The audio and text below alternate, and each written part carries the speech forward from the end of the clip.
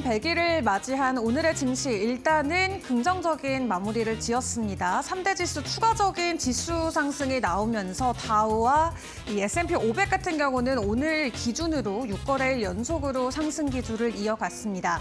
이 무역 완화 기대감이 일단 시장에 계속해서 확산이 되고 있는 가운데 오늘의 증시 분위기 조금 더 구체적으로 헤드라인과 함께 체크를 해보시죠.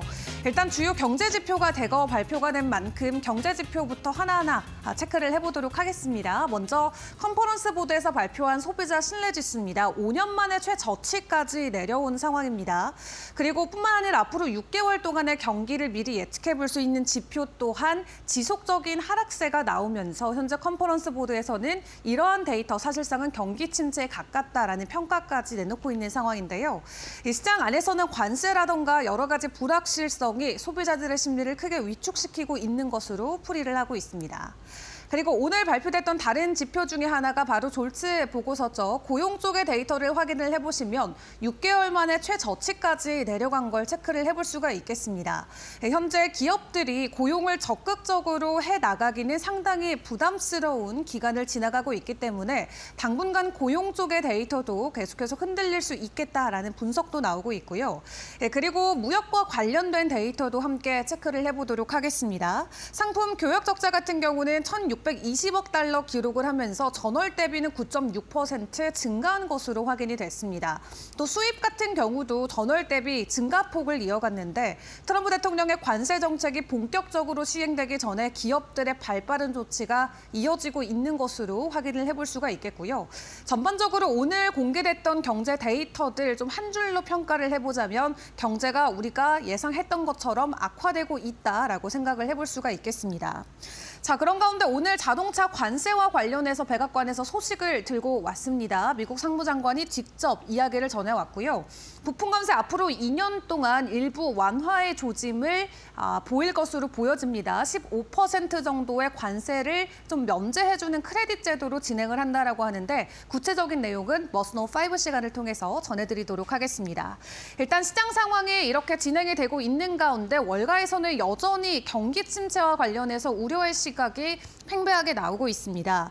JP모건의 제이미 다이먼 CEO 같은 경우는 미국의 경제가 최선의 시나리오 자체는 완만한 침체다라고 이야기를 하고 있습니다. 한마디로 경기 침체 없이 올해를 마무리 짓기는 어려울 것이다라는 평가가 이어지고 있는데요. 지금까지는 소프트 데이터만 부정적이고 하드 데이터 나름 견조한 모습을 보였는데 관세가 본격적으로 시행된 4월부터의 데이터들이 조금씩 꺾이는 모습이 나오면서 시장 안에서의 불안감은 커져가고 있습니다. 자, 그렇다면 종목들의 이슈들은 어떤 것들이 있었을까요? 먼저 아마존과 관련해서 간밤 좀 화제가 있었습니다. 관세 표기 가격제를 검토하겠다라는 내용이 먼저 공개가 됐는데 백악관에서 강하게 비판하자 해당 내용을 철회하기도 했습니다. 대변인이 직접 아마존과 관련된 브리핑 내용을 공개했는데요. 영상으로 확인해 보겠습니다. Take this since I just got off the phone with the president about Amazon's announcement. This is a hostile and political act by Amazon. Why didn't Amazon do this when the Biden administration hiked inflation to the highest level in 40 years? And I would also add that it's not a surprise because, as Reuters recently wrote, Amazon has partnered with a Chinese propaganda arm. So this is another reason why Americans should buy American. It's another reason why we are onshoring critical supply chains here at home to shore up our own critical supply chain and boost our own manufacturing here. 네, 트럼프 대통령의 관세로 인해서 이제 수입해오는 물건들의 가격이 올라가기 때문에 웹사이트를 통해서 관세로 인해서 가격이 얼마큼 올랐나를 직접 표기하는 방안을 아마존이 검토했던 것으로 확인됐는데요. 다만 불편함을 느꼈던 트럼프 대통령이 직접 아마존 CEO에게 전화까지 했다는 소식이 전해지면서 일단 사건은 일단락되기도 했습니다. 앞으로의 변동성 일단 지켜보도록 하겠고요. 그리고 메타 같은 경우는 이제 오늘부터 본격적으로 컨퍼런스 시작을 했습니다. 역시나 AI와 관련돼서 새로운 소식을 들고 왔죠. 음성 대화도 가능하고 개인화도 가능한 AI 앱 출시를 했는데 챗 GPT의 대항마가 될 수 있을지 시장에 관심이 쏠리고 있습니다.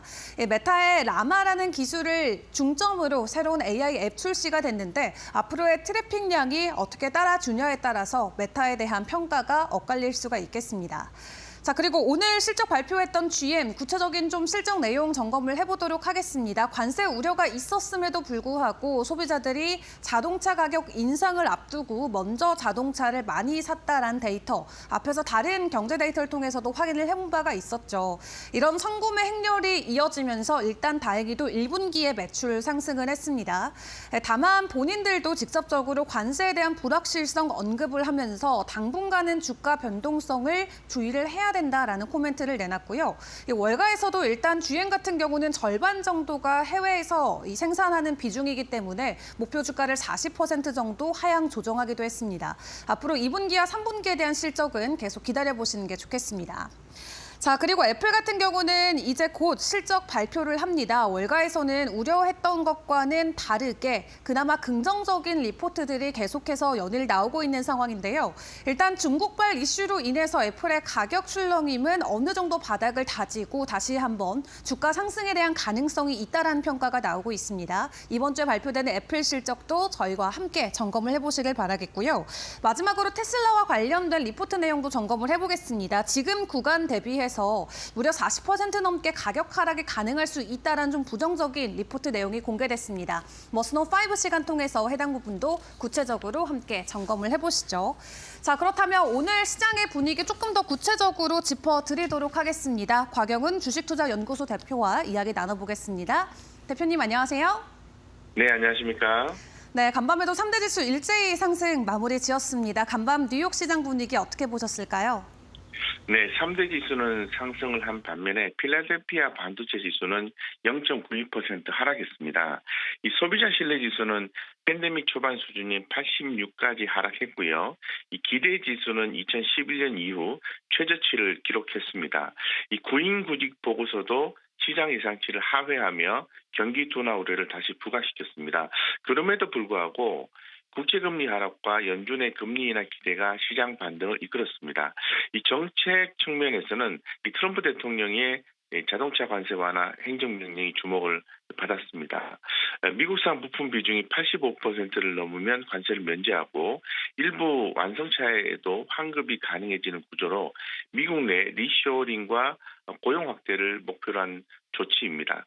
이에 따라서 이 자동차 및 부품 관련주는 강세를 보였습니다. 또한 중국이 미국산 에탄에 대한 관세 면제를 발표하며 미중 갈등 완화 기대도 높였습니다. 이 장마감 직전에는 이 상원의 관세 폐지 결의안 표결 소식까지 전해지며 투자 심리에 긍정적으로 작용했다 이렇게 말씀드리겠습니다. 전체적으로 종합적으로 좀 보면은 지표는 약하였지만은 정책 기대감이 단기 반등의 트리거로 작용을 하고 있다 이렇게 말씀드리고요. 하지만 이 경기 둔화 신호는 여전히 유효한 만큼 리쇼어링 수혜 업종과 정책 관련 종목 중심의 선별적 접근 그리고 실적 발표 흐름에 따른 기술주 대응이 필요한 시점이다 이렇게 말씀드리겠습니다. 네, 긍정적인 관세 발표와 함께 어떻게 보면은 좀 무역 긴장감이 완화되고 있는 시그널은 나오고 있지만 경기 침체에 대한 우려감 계속해서 가져가는 게 좋겠다 말씀을 주셨고요. 그럼 오늘 안에서 주요 업종과 종목들의 이슈들 어떤 것들이 가장 눈에 들어오셨을지도 궁금한데 어떤 부분들 오늘 집중해 보셨나요? 네, 관세 완화 기대와 금리 인하 전망이 부각되면서 주요 종목들이 테마별로 뚜렷한 흐름을 전일 미국 시장에서 보였습니다. 먼저 이 테슬라는 미국산 부품 사용 비중이 높은 점이 부각되며 이 트럼프 대통령의 관세 완화 행정명령 수혜 기대에 2.15% 상승했습니다. 더불어서 이제 포드, 앱티브, 마그나, 리어포포 등 이 자동차 부품주들도 일제히 강세를 보였습니다. 반도체주는 혼조세였습니다. 이 엔비디아는 장 초반 화웨이 이슈로 약세를 보였지만은 실적 기대감에 반등했고 TSMC도 소폭 상승했습니다. 반면에 NXP 반도체는 CEO 사임 소식으로 6% 급락하며 필라델피아 반도체 지수는 전체적으로 0.9% 하락 마감했습니다. 빅테크는 견조한 흐름을 보였는데요. 메타는 AI 앱 주식 소식에 애플은 필수 소비자 역할과 정책 기대감에 마이크로소프트는 AI 성과 기대에 각각 상승을 했습니다. 소프트웨어와 리츠 업종도 강세를 보였는데요. 이 아메리칸 타워, SBA 커뮤니케이션 등 데이터 센터 기반 리츠주는 통신 인프라 수요 확대 기대에 강하게 올랐습니다. 그리고 중국 관련주는 혼조를 보였습니다. 핀도더, 알리바바는 관세 수혜 기대에 상승한 반면에 샤오펑, 니오 등 중기 전기차주는 부진을 했습니다. 금융주는 웰스파고의 자사주 매입 발표를 계기로 전반적인 강세 흐름을 이어갔고 유틸리티와 헬스케어 등 방어업종도 견조한 상승을 보였습니다. 마지막으로 시간의 시장에선 비자가 300억 달러 규모의 자사주 매입 소식에 강세를 보였고요. 스냅은 실적 발표후 다음 분기 가이던스 처리로 13% 급락하며 투자 심리를 다소 위축시켰습니다. 결론적으로 오늘 시장은 정책 기대와 업종별 수급에 따른 명확한 차별화를 보였으며 관세 수혜주와 성장 섹터 중심의 선별적 접근이 유효한 장세가 이어졌다 이렇게 말씀드리겠습니다. 네, 업종별로의 분위기 꼼꼼하게 한번 체크를 해주셨습니다. 그렇다면 오늘 국내 증시에는 어떤 영향이 있을지도 궁금한데요. 국내 증시 출발 상황은 어떻게 보고 계실까요? 네, 국내 증시는 이제 기관 수급 안정성과 글로벌 정책 기대감에 힘입어 상승 흐름을 이어갈 가능성이 높다고 볼 수 있고요. 이 간밤의 미 증시는 이제 말씀드린 것처럼 이제 부진한 경제 지표에도 불구하고 이 트럼프 대통령의 자동차 관세 완화 조치와 연준의 금리 인하 기대감에 상승 마감을 했죠. 특히 이 자동차 부품 관세 관련주가 강세를 보였고 이 소프트웨어와 리츠 업종도 견조한 모습을 보였습니다. 전일 한국 증시는 관세 완화 기대감에 힘입어서 코스피 코스닥 상승 마감을 했었고요. 수급을 보면은 기관은 3거래일 연속 순매수세를 이어가며 시장 하단을 지지했습니다. 이 코스닥에서는 외국인 수급도 재유입되는 모습이 포착이 되었습니다. 따라서 금일 같은 경우에는 테마 순환매 흐름이 지속될 가능성이 높습니다. 전력설비, 원자력, 바이오, 보안 관련 섹터가 강세를 보일 수 있고요. 수급이 몰리는 종목 중심으로 탄력적 대응이 필요하다라고 볼 수 있습니다. 다만 외국인 수급 회복 여부가 코스피 주가 상승의 핵심 변수입니다. 이를 위해서는 미국 대형 기술주 실적 발표와 주요 경제 지표, 특히 ISM 제조업 지수와 고용 지표에서 긍정적 시그널이 나와야 한다라고 볼 수 있습니다. 투자 전략으로는 단기적으로는 테마주 중심으로 탄력적 매매를 유지하고요. 중기적으로는 기간 매수세가 집중되는 저평가 우량주와 정책 수혜주에 대한 비중 확대가 유효하다고 말씀드리겠습니다.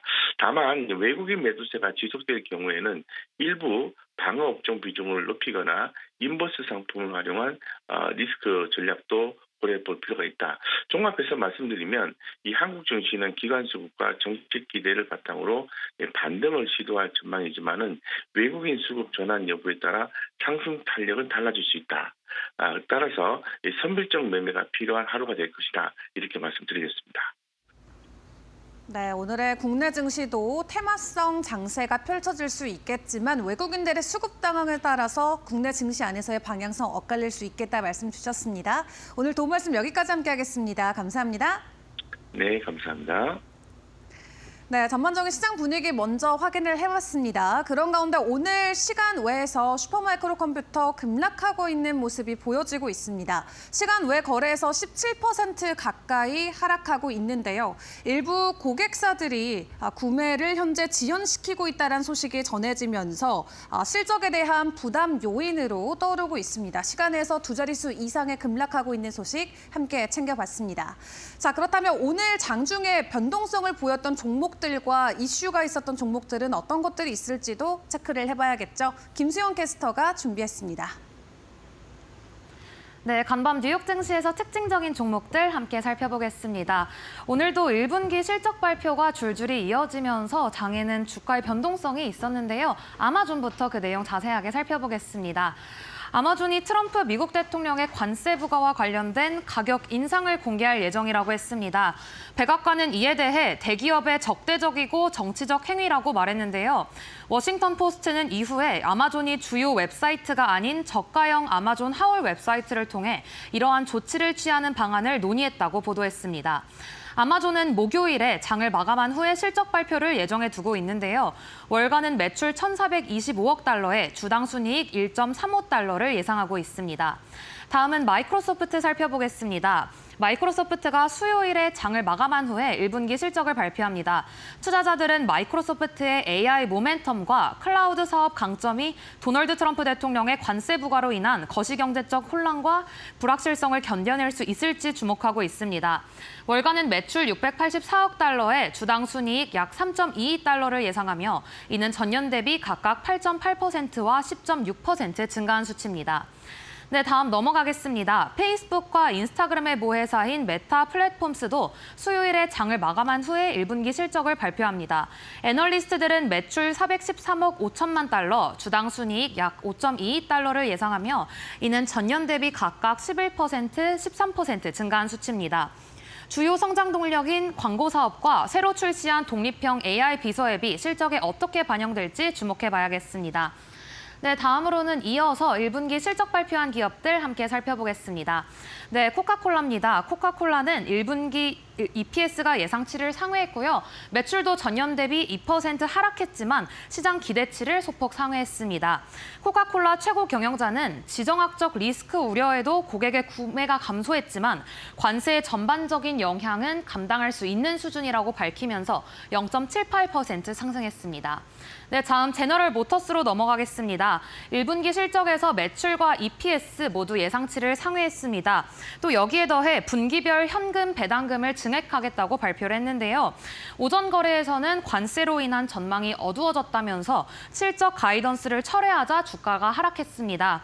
하지만 오후에 트럼프 대통령이 자동차 관세에 대해 자동차 제조업체가 자신에게 적용되는 관세 중에 가장 높은 관세 중 하나를 선택하여 납부하는 조항을 발표하면서 관세에 대한 불투명함이 걷어지며 낙폭을 회복했습니다.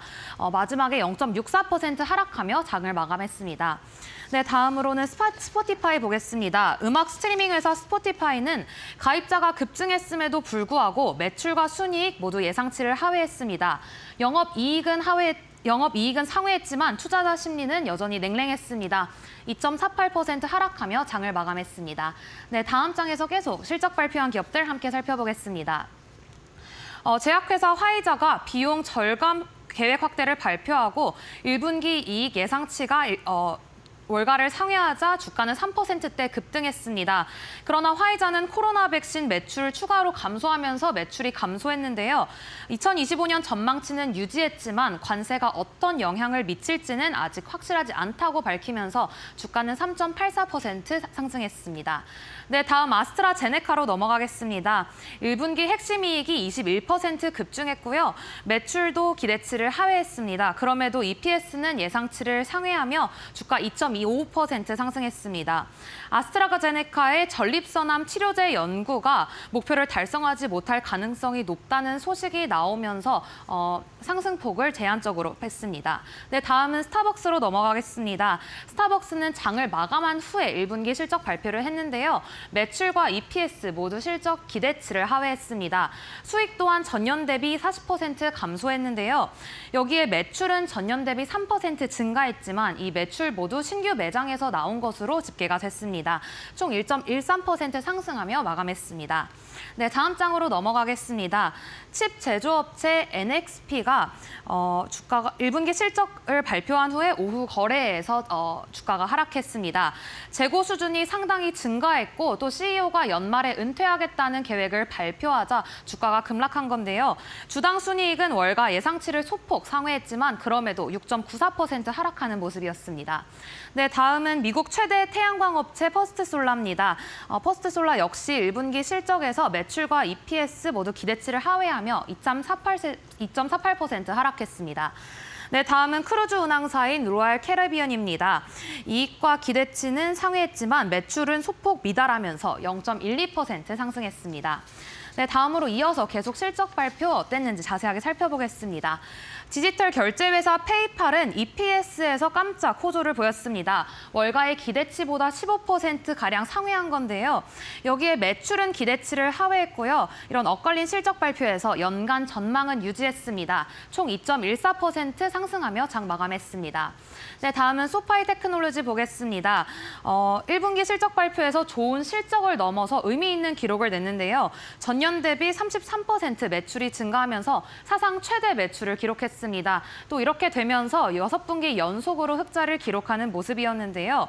CEO는 이에 대해 80만 명의 신규 회원과 빠르게 확장하는 대출 플랫폼, 그리고 수수료 수익의 대폭적인 증가에 힘입어서 이런 1분기 실적을 낼 수 있었다고 발표했습니다. 1.36% 증가했습니다. 네, 다음은 우드워드 보겠습니다. EPS와 매출 모두 월가의 예상치를 상회했고요. 이렇게 좋은 실적을 내면서 제조업 주가가 2% 상승하는 모습도 있었습니다. 연간 실적 전망치와 매출 전망치 모두 하한선을 상향 조정하면서 주가 1.86% 상승했습니다. 네, 다음으로는 간밤에 이슈 있었던 종목들 함께 살펴보겠습니다. UPS는 1분기 실적 발표에서 EPS와 매출 모두 월가의 기대치를 뛰어넘었습니다. 그럼에도 또 이슈가 있었는데요. 화요일에 아마존과의 거래 축소로 인해 올해 약 2만 개의 일자리를 감축하고 또 70개 이상의 시설을 폐쇄하는 등 대규모 구조조정을 발표했습니다. 이런 소식이 전해지면서 0.37% 하락하며 장을 마감했습니다. 다음은 양자 컴퓨팅 기업 D-Wave 퀀텀입니다. 캐리스테일에서 공매도 리포트를 D-Wave 퀀텀에 대해서 냈는데요. 그 골자는 D-Wave가 자랑하는 양자 어닐링 기술은 사실 쓸모가 없고 다른 회사들은 이미 버린 기술이라고 밝히면서 D-Wave 퀀텀 주가 5.02% 하락했습니다. 네, 마지막으로 힘센 허스 헬스 보겠습니다. 요새 세간의 집중을 받고 있는 노보노디스크의 위고비가 힘스의 플랫폼을 통해서 제공할 예정이라고 밝혀지면서 24.23% 대폭 상승했습니다. 네, 이렇게 해서 오늘 실적 발표한 기업들 함께 살펴봤는데요. 다음으로는 오늘 꼭 알아야 할 이슈 5개 머스트노 5로 이어지겠습니다.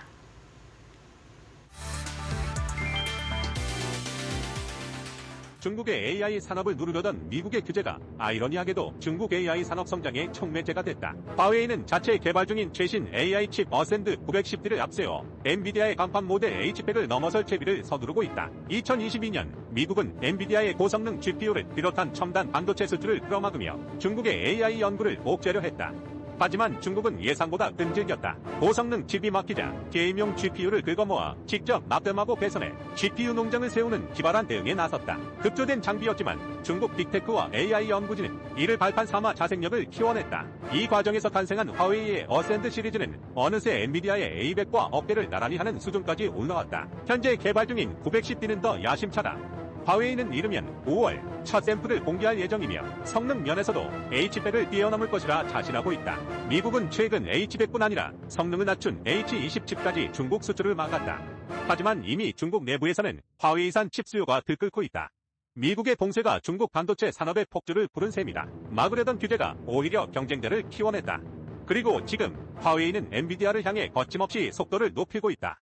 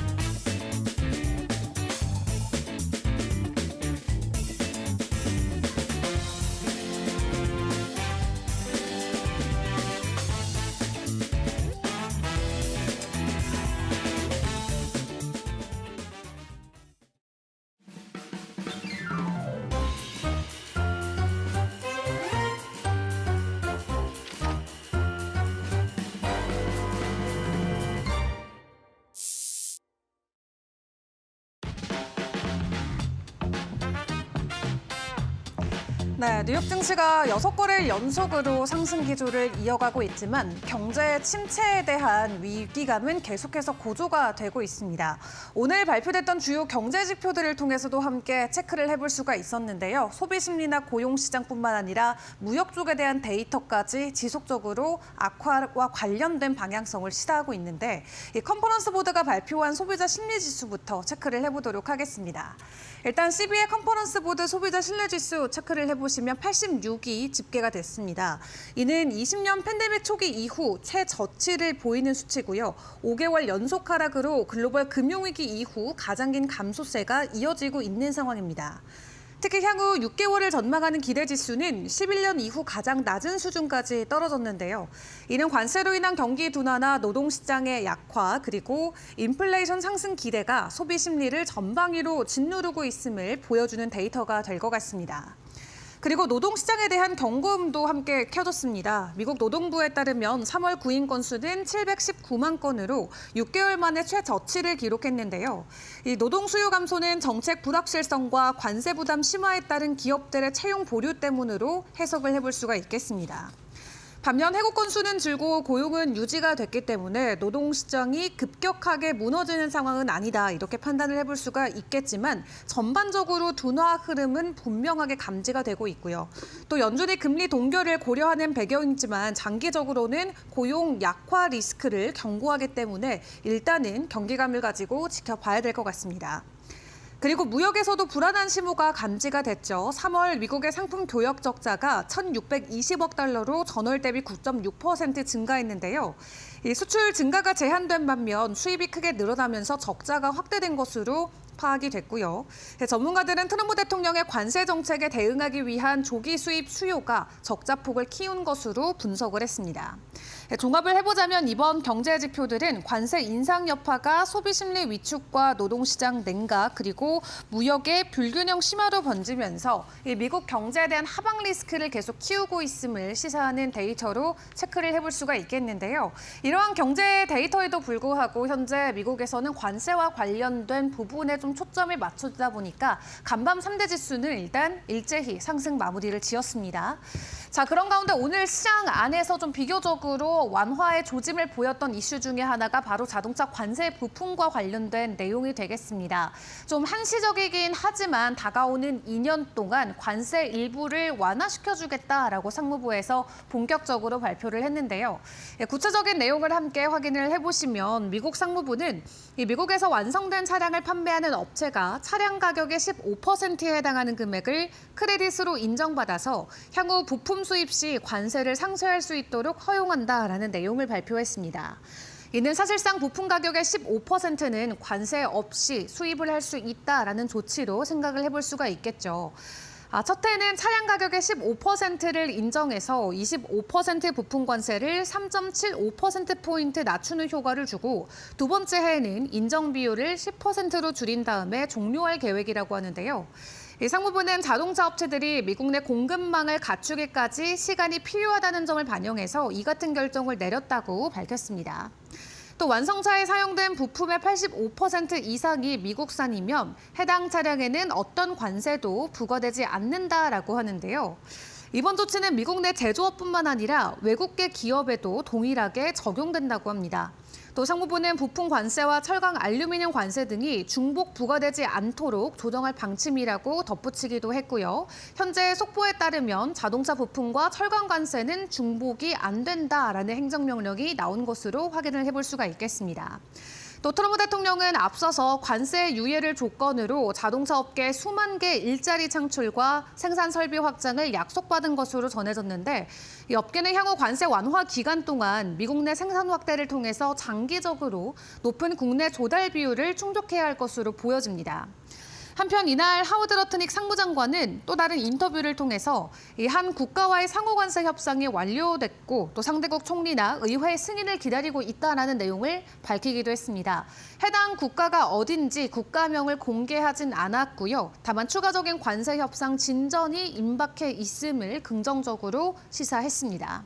일단 이번 자동차 부품 관세 완화와 관련해서는 당장의 제조업체들의 부담을 줄여줄 것으로 보여집니다. 뿐만 아니라 앞으로 미국 내 투자와 고용을 유도하려는 정책적 의도가 분명히 보이고 있는 상황인데요. 다만 일시적인 조치로 보여지고 있기 때문에 이 큰 폭의 가격 상승으로 바로 연결되지 않을 수 있다는 부분은 주의를 해보시는 게 좋을 것 같습니다. 자, 그 가운데 관세와 관련해서 또 간밤 뜨거웠던 이슈 중에 하나는 아마존 쪽의 소식이었습니다. 아마존이 본인의 웹사이트를 통해서 관세로 인해서 상품의 가격이 얼만큼 차이가 나는지를 직접 명시하는 부분을 고려했다는 소식이 한 언론을 통해서 보도가 됐는데요. 다만 백악관 쪽에서 부정적으로 이야기를 하고 강하게 반발하자 결국 해당 내용을 철회했습니다. 아마존은 상명을 통해서 초저가 상품을 판매하는 아마존 홀, 이 스토어 운영팀이 일부 제품의 수입 비용을 표시하는 아이디어를 검토했지만 주요 사이트에 적용하거나 실제로 실행할 계획은 없다라면서 관세 표기 방침을 공식 백지화했습니다. 이에 백악관은 적대적이고 정치적인 행위다라고 아마존을 바로 비판을 했고요. 트럼프 대통령 같은 경우도 이 아마존 창업자인 제프 베이조스에게 직접 전화를 해서 불만을 전달한 것으로 알려졌습니다. 백악관 대변인 같은 경우는 브리핑에서 아마존을 강하게 비판했었죠. 과거 아마존이 중국 정부와 협력했다라는 사례까지 거론을 했었고요. 트럼프 대통령 역시 왜 수십억 달러 기업이 비용을 소비자에게 전가하려 하느냐라고 강한 불만을 표출한 것으로 전해졌습니다. 이번 논란은 아마존과 트럼프 행정부 간의 긴장 관계를 다시 한번 재차 부각시켰는데요. 아마존은 올해 초 이 트럼프 대통령의 취임식에 기부도 하고 공식 행사에 참석하기도 했지만 이 고율 관세 정책이 아마존의 중국산 제품 사업에 직접적인 타격을 줄 수 있다라는 점에서 갈등이 다시 한번 수면 위로 떠오르고 있는 것으로 보여집니다. 아마존 같은 경우 작년 11월부터 개설해서 운영 중인 아마존 홀스토어가 있는데 이 해당 스토어는 중국의 저가 상품 플랫폼인 테무나 쉬인을 겨냥한 쇼핑몰로 20달러 이하의 초저가 상품을 판매하고 있는 플랫폼으로 알려져 있는데요. 일단 경쟁 업체인 테무 같은 경우는 최근에 미국의 관세 부과에 대응해서 지난 주말부터 145% 추가적으로 상품 가격을 올린 바가 있습니다. 덕분에 미국 안에 있는 유통 플랫폼들이 추가적인 수혜를 받을 수 있다라는 기대감이 떠오르고 있는 가운데 오늘 해당 이슈가 시장 안에서는 큰 화제가 되기도 했습니다. 자, 그런 가운데 오늘도 추가적으로 주가 상승을 만들어낸 테슬라 같은 경우는 좀 부정적인 리포트를 받아들였습니다. 레드본에서 테슬라 목표 주가를 올해 추가적으로 하향 조정하면서 주가가 현재 수준보다도 44%는 하락할 수 있다라는 가능성을 제기를 했습니다. 최근에 긍정적인 월가의 평가가 잇따르곤 있었지만 레드본 같은 경우는 테슬라의 목표 주가를 160달러로 제시를 하면서 전기차의 가격 하락이나 미국과 멕시코 그리고 중국과 유럽 간의 관세 압박 등 여러 가지 외부 요인 때문에 앞으로 1년 동안 테슬라의 물량 감소가 이어질 수 있다라고 전망을 했습니다. 뿐만 아니라 미국 인플레이션 감축법 전기차 세금 혜택의 철회 가능성도 하방 리스크로 지목하기도 했고요. 테슬라의 올해 주당 순이익이나 잉여 현금 흐름 전망도 월가 평균치보다 약 10% 낮게 제시를 했습니다. 특히 판매 확대를 노리고 있는 모델 Y의 리프레시 버전인 주니퍼와 또 6월 출시 예정인 저가형 신모델도 기대만큼은 수요를 끌어올리기 어렵다라는 전망을 내놨는데 그런 가운데 테슬라 이사회 멤버이자 에어비앤비의 공동 창업자인 조 게비아 같은 경우는 최근에 테슬라 주식 4,000주를 매입한 게 확인이 됐습니다. SEC 공시에 따르면 게비아는 주당 256달러의 주식을 매입한 것으로 체크가 됐고요. 이번 주식 매입은 테슬라가 6월 로보택시 출시를 앞두고 있는 상황에서 이루어져서 시장의 주목을 받고 있습니다. 일단 일론 머스크 같은 경우는 1분기 실적 발표를 통해서 모델 Y를 기반으로 한 로보택시 서비스를 예고한 바가 있고요. 5월부터는 본격적으로 정치 활동도 줄여나가겠다라고 이야기하면서 월가 애널리스트들은 테슬라의 주가를 계속해서 목표가를 올려가고 있는 상황인데 일단 오늘 나왔던 월가 안에서의 부정적인 리포트 그리고 엄청나게 큰 대규모의 매수 소식 서로 엇갈린 방향성을 가리키고 있습니다. 일단 6월에 공개되는 로보택시가 그에 대한 이 키포인트가 될 것 같은데 당분간의 변동성은 계속해서 나올 수가 있기 때문에 주의를 해보시는 게 좋겠습니다. 마지막으로 암호화폐 시장 상황도 점검을 해보도록 할 텐데요. 간밤 비트코인 추가적인 가격 반등을 보여주면서 95,000달러 다시 한번 안착을 해냈습니다. 그 가운데 전해진 소식은 이 트럼프 타워 두바이에서 이제 부동산 구매 암호화폐 결제를 허용하겠다라는 내용입니다. 트럼프 주니어가 직접 해당 내용을 본인의 트윗을 통해서 공개를 했는데요. 일단 29년에 완공될 것으로 보여지고 있는 이 트럼프 타워 같은 경우는 현재 100만 달러가 가장 저렴한 가격이라고 합니다. 해당 금액을 암호화폐로 직접 구매할 수 있다라고 하는데 이미 부동산 쪽 같은 경우는 지난 2022년부터 암호화폐를 통한 부동산 구매가 가능했었습니다. 다만 실제적인 사례가 많이 쌓이고 있지는 않은 상황이었는데 이 트럼프 일가를 통해서 부동산 쪽에서도 암호화폐 사용 사례가 증가되게 된다면 개별 가격의 상승까지도 이어질 수 있기 때문에 일단 완공 시기까지 함께 기다려 보시고 당분간 나올 수 있는 암호화폐 시장 안의 변동성에도 주목을 해보시는 게 좋을 것 같습니다. 지금까지 주요 외신 헤드라인 함께 확인해봤습니다. 머스노 5 시간이었습니다.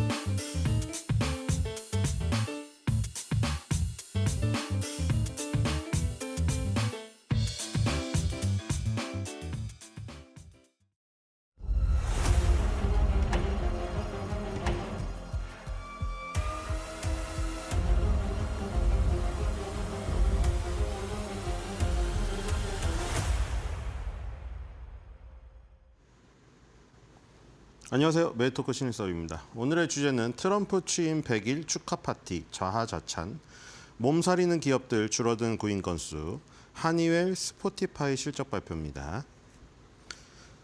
자, 드디어 트럼프가 취임 100일을 맞았군요. 100일이라는 기간이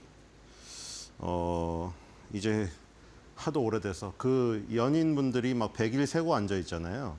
그러니까 세고 앉아 있다는 표현이 솔로들이 보기에는 저런 거 뭘 세고 앉아 있냐 이러잖아요. 근데 또 자기네들이 100일 되면 엄청 챙기잖아요.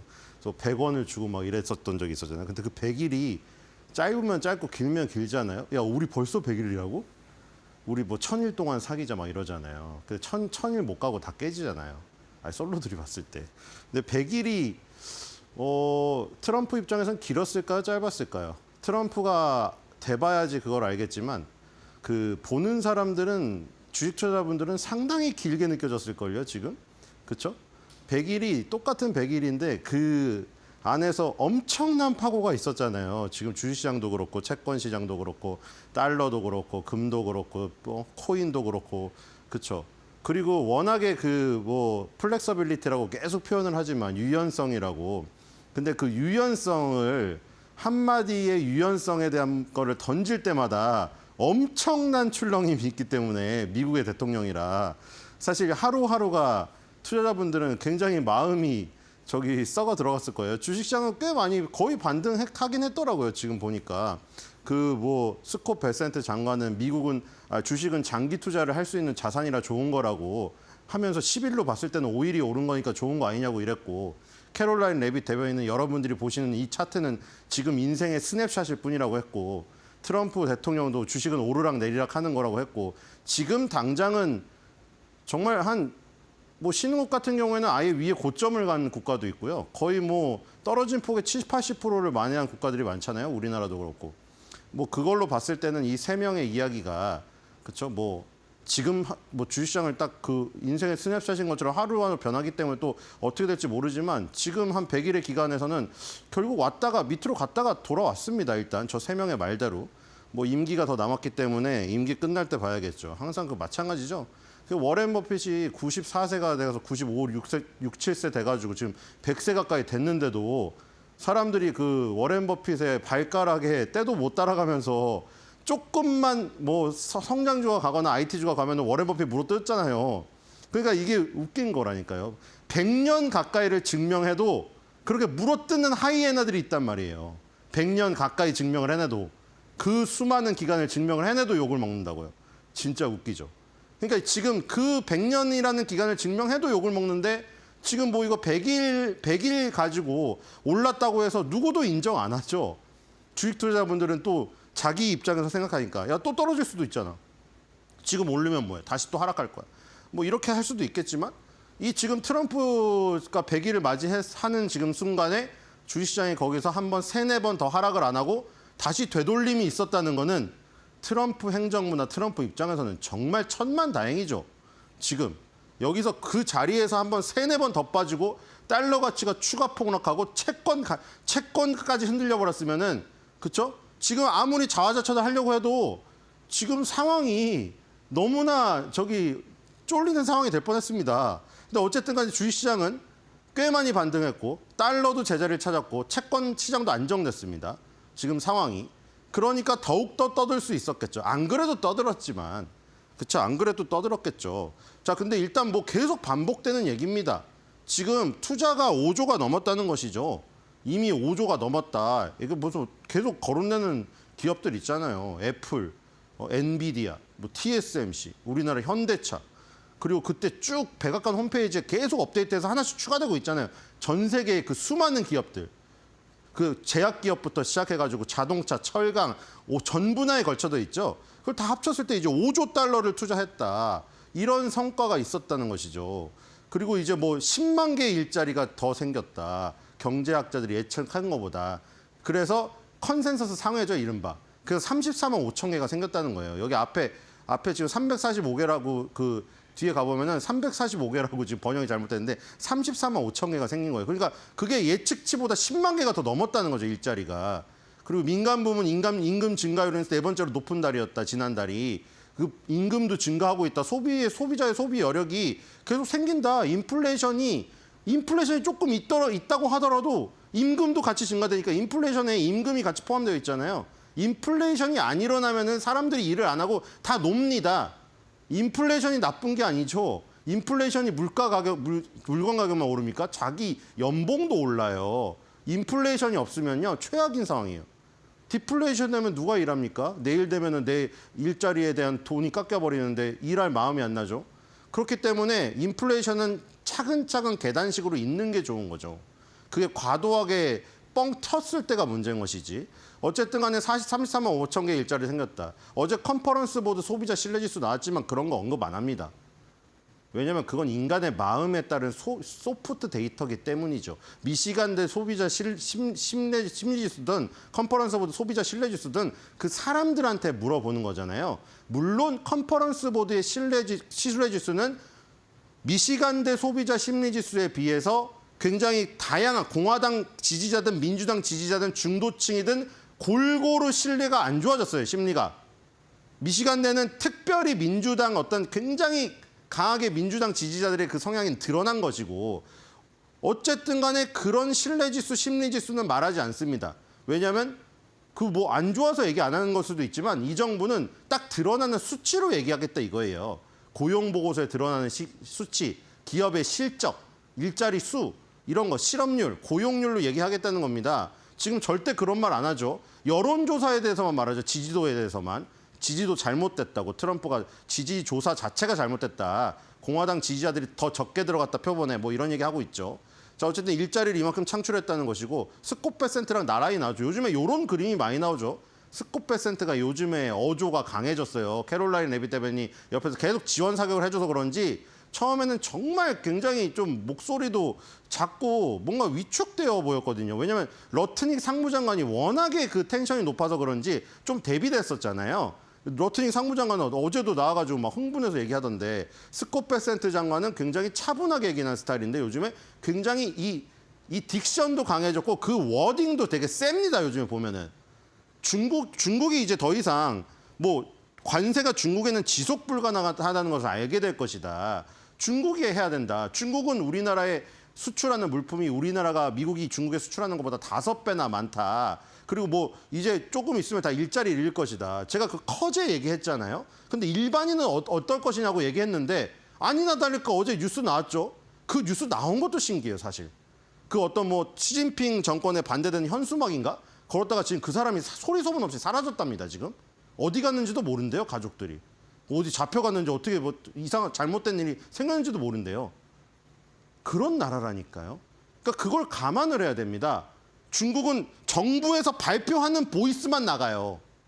미국은 어때요? 전 국민이 뭐 트럼프 탄핵한다는 것도 나오고 트럼프 지지한다는 것도 나오고 다 나오잖아요. 자유롭게. 하버드 대학교에서 교수가 말해가지고 하버드 대한테 왜 침해하냐 이것도 나가고 뭐 빌 에크먼 같은 경우는 옛날에 하버드에 기부했다가 이제 마음이 바뀌어가지고 왜 이 지금 팔레스타인을 지지하느냐 하마스가 잘못한 걸 가지고 그래서 월가의 리스트를 돌렸잖아요. 자기 빌 에크먼이 월가에 저기가 있잖아요. 영향력이 있기 때문에 거기서 만약 시위한 학생이 월가에 지원하려고 할 때 블랙리스트에 올려버리겠다고 했어요. 빌 에크먼은. 그러니까 그런 것도 다 나오잖아요. 머스크랑 나바로면서 싸우는 것도 다 투명하게 공개되고. 중국은 그런 이 힘든 게 전혀 안 나와요. 그러니까 지금 중국이 공장이 다 문 닫고 일자리가 100만 개씩 한 달에 없어져도 안 나온단 말입니다. 그러니까 지금 보면은 그냥 겉으로 정부에서 발표하는 거 보면은 중국이 이기고 약간 트럼프를 비아냥대고 있는 것으로 보이죠. 중국은 거뜬하게 지금 이겨내고 있는 것으로. 그렇죠? 그렇게 통제되는 나라라는 걸 감안을 하고 이 여론을 봐야 된다는 게 그게 중요하죠. 어쨌든 중국에 대해서 관세는 더욱 지속되지 않을 것이다라고 베센트 장관이 말했고, 자 트럼프도 이제 그걸 종합해서 올렸습니다. 그게 캐롤라인 레빗 대변인이 트럼프의 입이잖아요. 트럼프랑 가장 긴밀하게 소통하고 그걸 다 전달하는 사람입니다. 그러니까 당연히 그 얘기를 또 전달했겠죠. 이게 바로 그겁니다. 34만 5천 개의 일자리가 늘었다. 내가 이렇게 일자리를 늘려줬다. 난 약속을 지켰다. 난 대선 기간 동안에 일자리를 늘리고 제조업을 부흥하고 미국의 공급망을 확장시키겠다는 약속을 지금 지키고 있다는 것입니다. 그리고 5조 2천억 원의 투자 들어온 거 이거죠. 세계 각국의 기업들이 미국에 투자하려고 이렇게 날리고 5조의 돈이 들어온다. 이거 말고 이제 관세로 하루에 50억 달러를 벌어들이고 있다고 했죠. 이걸로 이제 미국 적자를 줄여가지고 이제 GDP까지 올려버린답니다. 이걸로. 그리고 나중에는 그 무슨 말 했어요, 어제. 이제 이걸로 인해 가지고 나중에 소득세를 아예 영원으로 해줄 때까지 관세를 부과해서 얻겠다는 겁니다. 그래서 이 표현이 있잖아요. 히스토릭 윈즈라잖아요. 역사적인 승리랍니다. 누구한테요? 아메리칸 워커스한테. 그러니까 여기에 초점을 맞춘 거예요. 트럼프 행정부는 지금. 그렇죠? 제조업을 부흥시켜서 이 일하는 사람들, 이 일하는 노동자들에게 역사적인 승리를 가져다 대기 위해서 나는 이렇게 노력을 하고 힘들게 하고 있는데 왜 특정 여론은 자꾸 나를 못 살게 구느냐. 그것도 가짜 데이터를 들이밀면서 뭐 그렇게 얘기를 하고 있는 것이죠. 자, 그다음에 또 자기한테 유리하게 얘기한 것들을 다 따서 싹 다 링크를 걸어놨습니다. 사실 이거 말고도 이제 공화당의 의원들이 돌아가면서 한 무슨 약간 롤링페이퍼 같아요, 마치. 그 하원들의 의견을 하나씩 전부 다 따가지고 피드를 하나씩 다 올렸어요. 한 수십 개 올렸더라고요. 자, 이건 언론인인데 마리아 바르티로모라고 이분이 원래 CNBC에 있었잖아요. 근데 지금 폭스로 옮겼죠, 폭스로. 폭스가 가장 트럼프가 좋아하는 친선양 트럼프 매체잖아요. 이것도 강조하는 거죠. 자, 인플레이션 없다. 인플레이션 2.4다 이거. 이거 파월이 안 올리는 게 이제 정상이 아니다. 아마존 CEO한테 전화했잖아요. 파월한테도 경고하는 거죠. 파월 너도 전화할 수 있어. 자, 2.4밖에 안 된다. 자, 이 마리아 바르티로모는 2개를 꼽았습니다. 이민과 인플레이션. 이 2개 잡았다. 트럼프는 훌륭하다. 트럼프가 얼마나 기분이 좋겠어요. 얼른 링크 따다 올려줘 여기다. 이민과 인플레이션, 국경 통과하는 사람 거의 없다. 이제 국경을 아예 통과를 못한답니다. 99% 막았다. 그다음에 이제 항상 이 2가지죠. 지금 인플레이션 잡았다는 거에 2가지 맨날 강조하는 거. 그렇죠?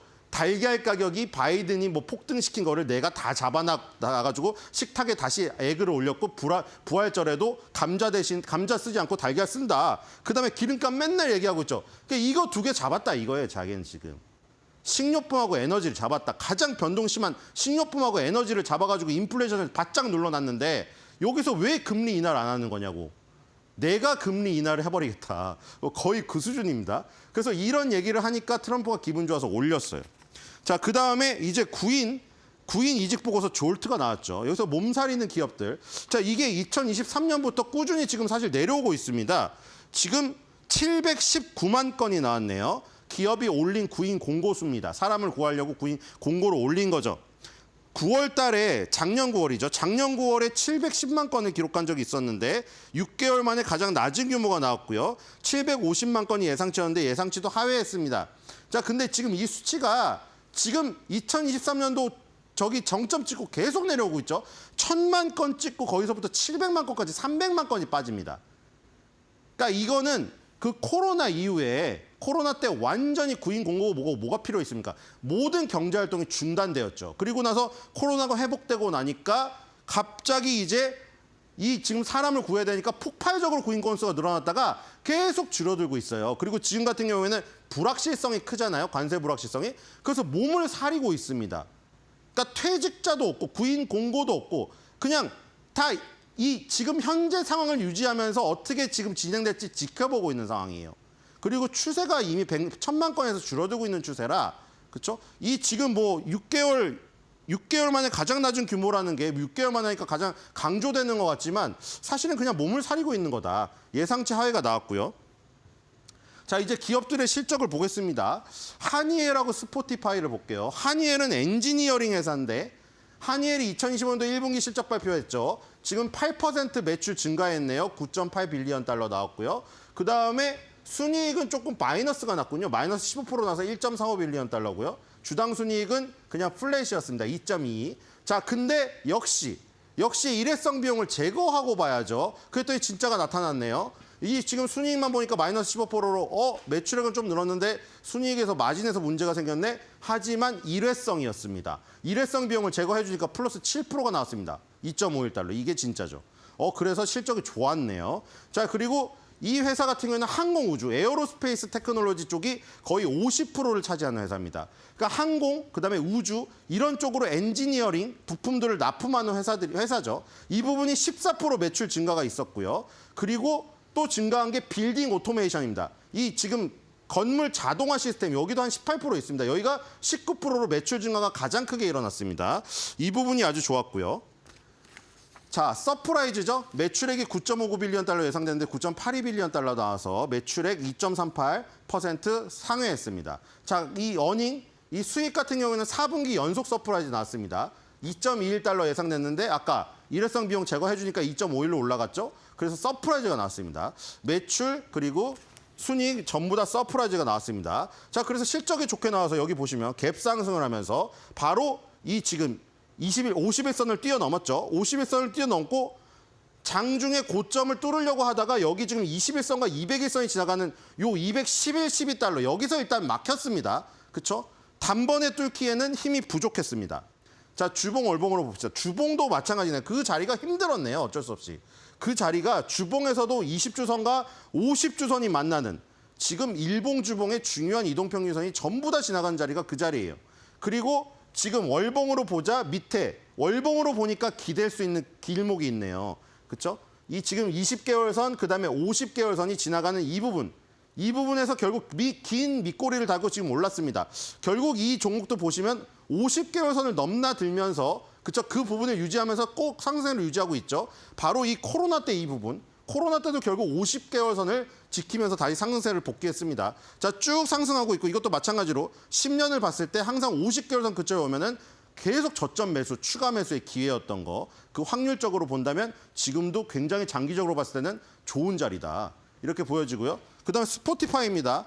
우리 뭐 BTS라던가 뭐 지금 로제 아파트라던가 맨날 나올 때 많이 나오잖아요. 스포티파이에 뭐 몇 주간 순위를 몇 번 유지했느니 몇 주간 유지했느니 계속 나오잖아요. 스포티파이가 음원 서비스 업체로 알려져 있는데 요즘에 변신하고 있죠. 자, 매출액이 플러스 15%인데 이건 지금 달러가 아니네요. 그렇죠? 이건 유로네요. 이 스웨덴 회사잖아요. 스웨덴 회사로고 이제 매출이 다 유로로 나옵니다. 4.2 빌리언 유로죠. 그다음에 이 순이익도 플러스 14%로 2.25 밀리언 유로가 나왔고요. 그리고 딜루이티드는 이 어드저스트랑 다르다고 했죠. 요건 전환사채라던가 뭐 지금 스톡옵션으로 지급된 것들이 지금 당장 행사됐을 때의 나의 몫을 가정한 겁니다. 1.07달러 10% 증가했고요. 근데 이 영업이익이 대박이군요. 100% 이상 증가했습니다. 자, 이건 간단한 사업 구조입니다. 프리미엄이 거의 대부분이고요. 이 지금 광고가 요 10%입니다. 자, 비싸게 주고 구독하는 서비스입니다. 유튜브나 그 유튜브 프리미엄이라던가 이 넷플릭스의 비싼 요금제랑 똑같은 거죠. 근데 중요한 거는 프리미엄 요금제로 되고 있는데 보시면은 프리미엄 구독자 수가 계속 늘어나고 있습니다. 지금 이게 밀리언이거든요. 2억 6,800만 명이에요. 2억 6,800만 명이 프리미엄 구독자를 쓰고 있는데 계속 늘어나고 있어요. 그다음에 이게 먼슬리 액티브 유저니까 월간 활성, 진짜 월간에 활용하고 있는 사람들이죠. 계속 늘어나고 있죠. 자, 그러니까 뭐가 변했느냐. 음원에서 지금 트럼프의 결정적으로 뭐 지금 그 지지되는 역할을 했던 조 로건의 팟캐스트, 전 세계 팟캐스트 1위를 스포티파이가 여기다 들어갔죠. 팟캐스트를 키우면서 돈을 많이 벌고 있어요. 음원은 잠깐 치고 빠지기로 돈이 안 됐는데 팟캐스트를 정기 구독으로 프리미엄을 듣는 사람들이 계속 늘어나고 있습니다. 그러니까 이렇게 실적이 좋은 거죠, 지금. 자, 이 실적 보면은 매출액은 약간 어닝 서프라이즈가 아니라 어닝 쇼크 서프라이즈가 나왔죠. 4.54 빌리언인데 살짝 거의 원이 일치합니다. 4.53 빌리언 달러 나왔고요. 그 다음에 이 지금 2.37달러 예상됐는데 이 1.16 달러가 나왔습니다. 요것도 지금 이 어닝은 어닝 쇼크 나왔습니다. 주가를 보겠습니다. 주가는 지금 51선을 지금 지키고 있는 모습이고요. 고점 추세선에 지금 저항이 있고요. 자, 이 주봉을 보니까 20주선을 타고 있습니다.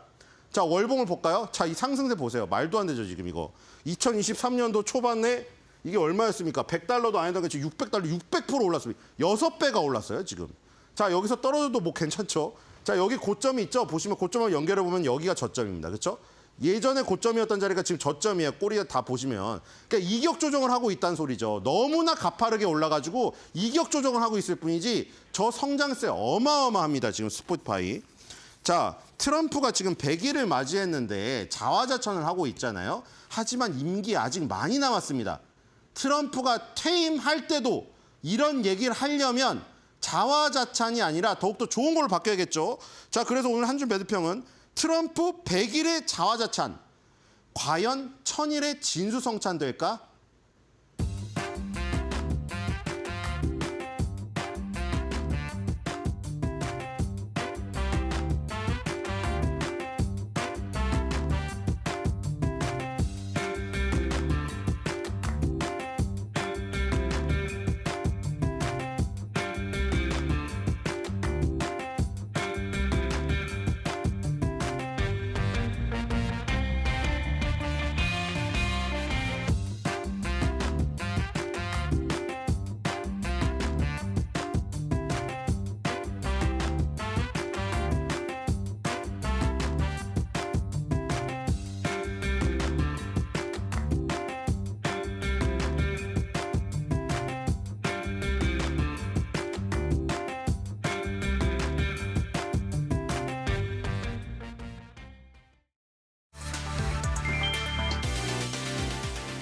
미 상점 통긴다. 5월부터 대혼란 경고. 아폴로 매니지먼트는 트럼프 대통령의 관세 정책에 따른 공급 충격이 다음 달부터 미국을 어떻게 바꿔놓을 것인지 시기별로 전망하며 섬뜩한 경고를 내놨다. 아폴로 매니지먼트의 토르 스탠슬록 수석 이코노미스트가 관세가 미국 경제에 영향을 미치게 되는 영향을 시기별로 정리한 결과를 살펴보면 지난 2일 트럼프 대통령의 관세 발표로 이미 중국발 미국행 컨테이너 선출항 속도가 현저히 감소했다. 이에 따라 5월 초 미국 항구로 향하는 컨테이너선 운항이 중단되고 같은 달 중순부터 말까지는 트럭 운송 수요도 중단돼 매장 진열대가 텅 비게 될 것으로 예상된다. 5월 말부터 6월 초까지는 트럭 운송 및 소매 산업에서 직원들에 대한 해고가 발생하기 시작하고 여름에 진입하며 경기 침체에 빠지게 될 것이란 관측이다. 슬록 이코노미스트는 미국 경제가 경기 침체 직전에 있다는 주장을 뒷받침하기 위해 최근 몇 주 동안 신규 주문, 기업 이익 전망, 자본 지출 계획이 모두 급격히 하락했다는 데이터도 함께 제시했다.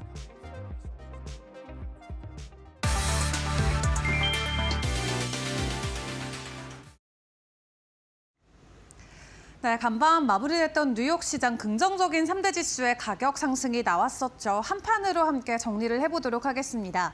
3대 지수 일제히 상승 기조가 나왔던 가운데 오늘은 다우의 오름폭이 가장 컸습니다. 다우가 0.75%의 오름폭을 보이면서 4만 선을 다시 한번 돌파를 해줬고요. 그 가운데 주요 기술주들도 추가적인 상승이 나오긴 했습니다만 그 가운데서 테슬라가 2%로 가장 강한 반등을 간밤 시사하기도 했습니다.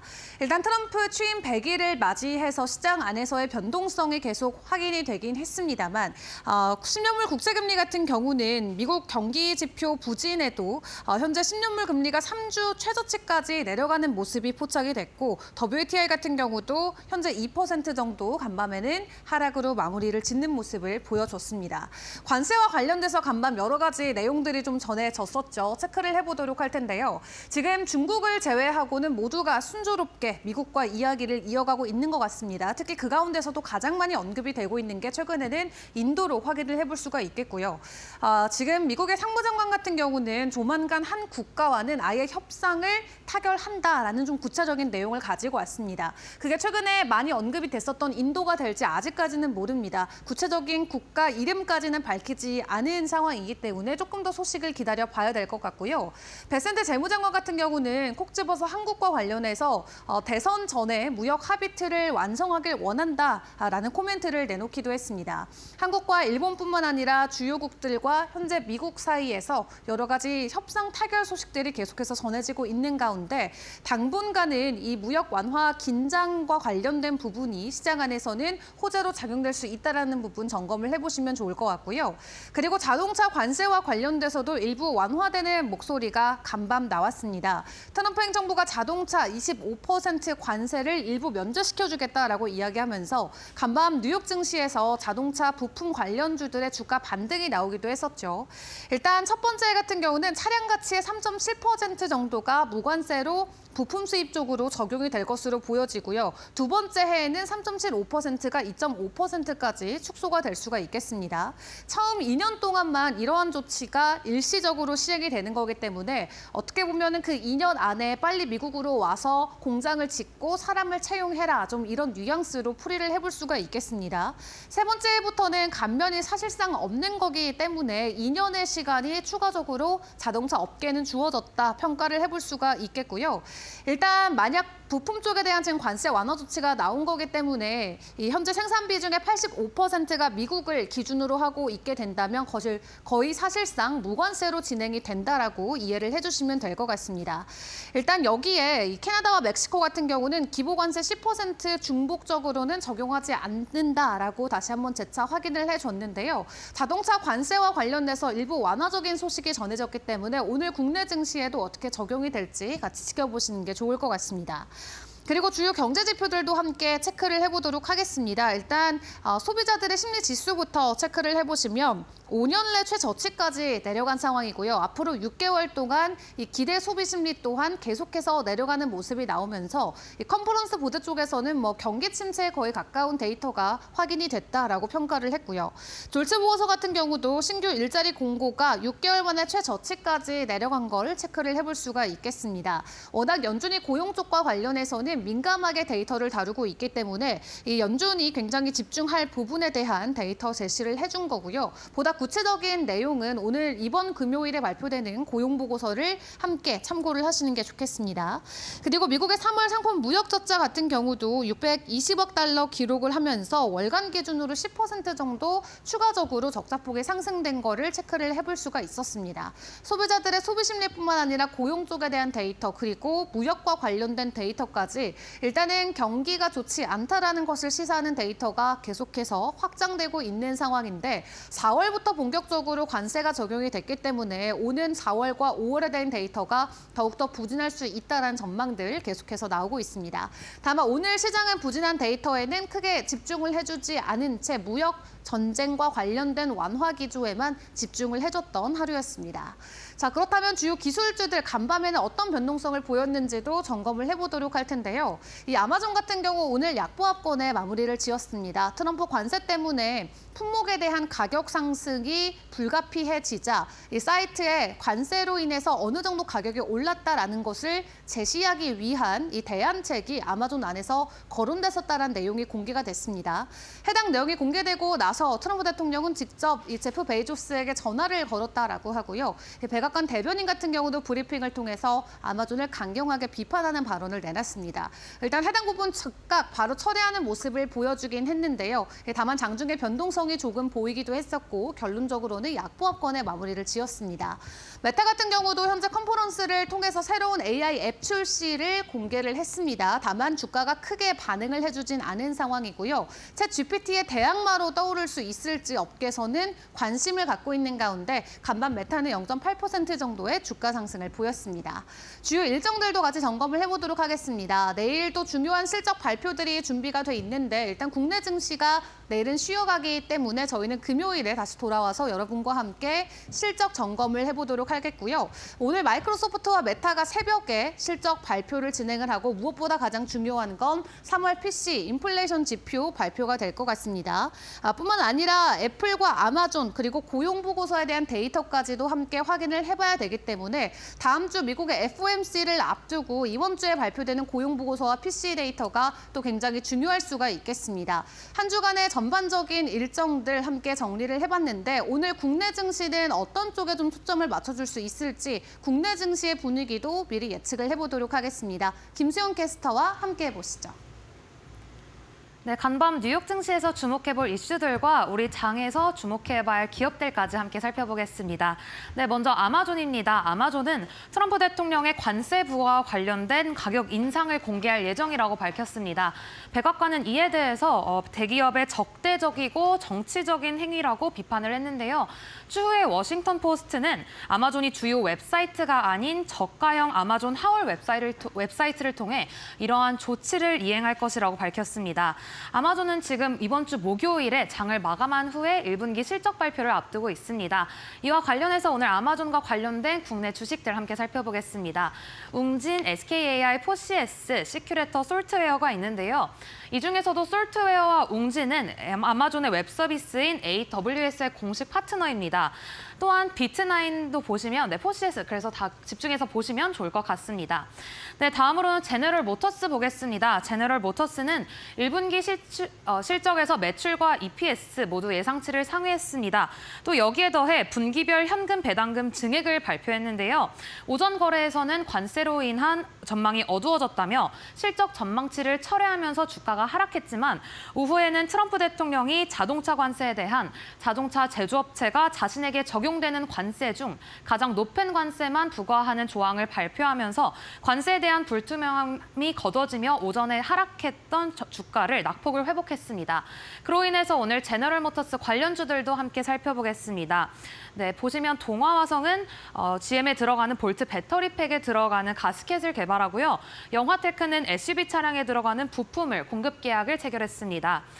삼보모터스 보시면 전기차용 모터 냉각 부품을 계약한 만큼 이 모든 기업들 모두 제너럴 모터스에 들어가는 부품을 공급 중입니다. 오늘 제너럴 모터스와 함께 보시면 좋을 것 같습니다. 네, 다음으로 넘어가겠습니다. 아스트라제네카 역시 1분기 실적 발표를 했습니다. 핵심 이익이 21% 급증했고요. EPS도 예상치를 상회했고 하지만 매출은 기대치를 하회했습니다. 또 여기에 더해서 전립선암 치료제 연구가 목표를 달성하지 못할 가능성이 커진다는 소식도 전해졌는데요. 이로 인해서 오늘 아스트라제네카와 관련된 주식들 함께 보겠습니다. 히온스 글로벌, 유나이티드 제약, 녹십자, SK케미칼, 삼성바이오로직스 있는데요. 그중에서 삼성바이오로직스는 아스트라제네카와 대규모 위탁 생산 계약을 체결했습니다. 그리고 SK케미칼 또한 아스트라제네카와 공동 개발한 제2형 당뇨병 치료제를 위탁 생산 중입니다. 이 두 회사 특히나 주목해서 보시면 좋을 것 같습니다. 네, 다음으로 넘어가겠습니다. 다음으로는 힘스앤허스 헬스인데요. 지금 세간의 집중을 받고 있는 노보노디스크의 위고비가 힘스의 플랫폼을 통해서 제공될 예정이라고 합니다. 이런 소식이 전해지면서 어제 간밤에 25% 주가가 상승했는데요. 이로 인해서 오늘 우리나라에서도 위고비와 관련된 주식들 가져와 봤습니다. 네, 보시면 한미약품은 GLP-1 계열 비만 치료제가 임상 3상을 진행 중이고요. 대웅제약은 GLP-1 패치 형태와 경구용 형태를 개발을 추진 중이라고 합니다. 또 여기서 펩트로는 주 1회에서 월 1회 투여의 비만 치료제를 개발 중인 만큼 우리나라 위고비 관련 주식들도 함께 살펴보시면 좋을 것 같습니다. 네, 다음으로 넘어가겠습니다. 네, UPS죠. UPS는 어제 1분기 실적 발표에서 EPS와 매출 모두 월가의 기대치를 넘어섰습니다. 현재 거시경제적 불확실성을 고려해서 연간 전망에 대한 업데이트는 제공하지 않았는데요. 여기에 더해 화요일에 아마존과의 거래 물량을 축소하면서 대규모 구조조정을 발표했습니다. 올해 약 2만 개의 일자리를 감축하고 또 70개의 시설을 폐쇄하는 등 대규모 구조조정에 나섰는데요. UPS 관련주들 함께 보겠습니다. LS 일렉트릭, 효성중공업, 한전 KBS, 이노아이어리스, 삼성 SDI 오늘 UPS와 함께 보시면 좋을 것 같습니다. 네, 다음으로 넘어가겠습니다. 네, 다음 기업이죠. D-Wave 퀀텀인데요. D-Wave 퀀텀 양자 컴퓨팅 기업인데 어제 캐리스데일이 공매도 리포트를 냈습니다. 그 내용은 D-Wave가 자랑하는 양자 어닐링 기술이 사실은 쓸모가 없고 다른 기업들은 이미 버린 기술이라는 게 골자였는데요. 그러면서 주가 5%대 하락세 보였습니다. 그와 관련돼서 우리나라 양자 컴퓨팅 기업들 함께 살펴보겠습니다. 우리기술, 그리고 엑스게이트, QSI, 한국 첨단 소재가 있는데요. 그중에서도 우리로는 어제 IBM에서 양자 컴퓨터에 $1,500를 투자하겠다는 계획을 발표하자 어제 장중에서 18% 상승하면서 좋은 모습 보여줬습니다. 그렇기 때문에 오늘 우리 장에서도 우리로 함께 살펴보시면 좋을 것 같습니다. 네, 이렇게 해서 어제 뉴욕 증시에서 주목해봐야 할 이슈들과 그로 인해서 영향받을 우리나라 기업들까지 살펴봤습니다.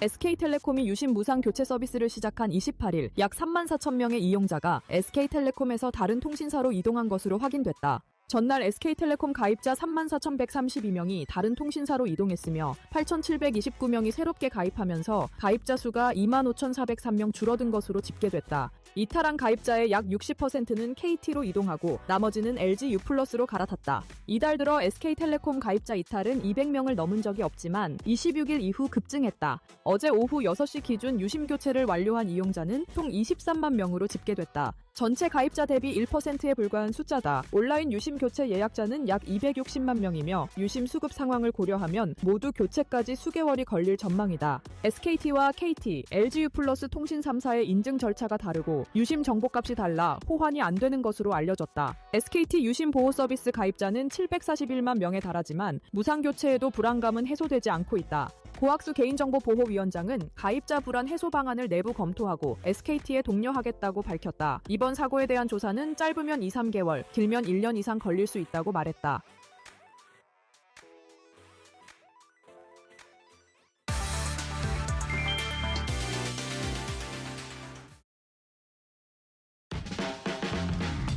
네, 여러분 편히 잘 쉬셨습니까? 4월 이제 30일 오늘 마지막이네. 4월 달도 네, 오늘 이데일리 신문 어떤 기사들이 있는지 좀 보겠습니다. 오늘 톱 기사에는 이제 GM마저 반발, 자동차 관세 한 발 물러선 트럼프 이런 제목의 기사가 올라와 있습니다. 오늘 아침에 마켓 시그널에서 뭐 얘기가 자세히 됐습니다만은 이제 취임 100일 맞았죠. 트럼프 2기 정부. 그동안에 어쨌든 최근 한 2-3주 전에 비하면 이 관세와 관련된 트럼프 대통령 또 그다음에 트럼프 정부의 어떤 그 강도라고 그럴까요? 이 부분이 좀 많이 둔화된 건 사실입니다.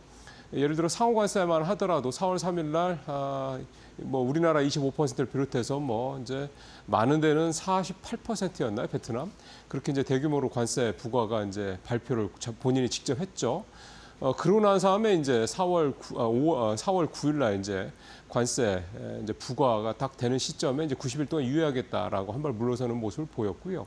그 이후에 사실은 이제 반도체하고 바이오 쪽, 의약품 쪽에 25% 품목관세 부과한다라고 이제 트럼프 대통령도 몇 번을 얘기를 했는데 사실 그 이후에 그 얘기 이제 구체적으로 나온 얘기가 없죠.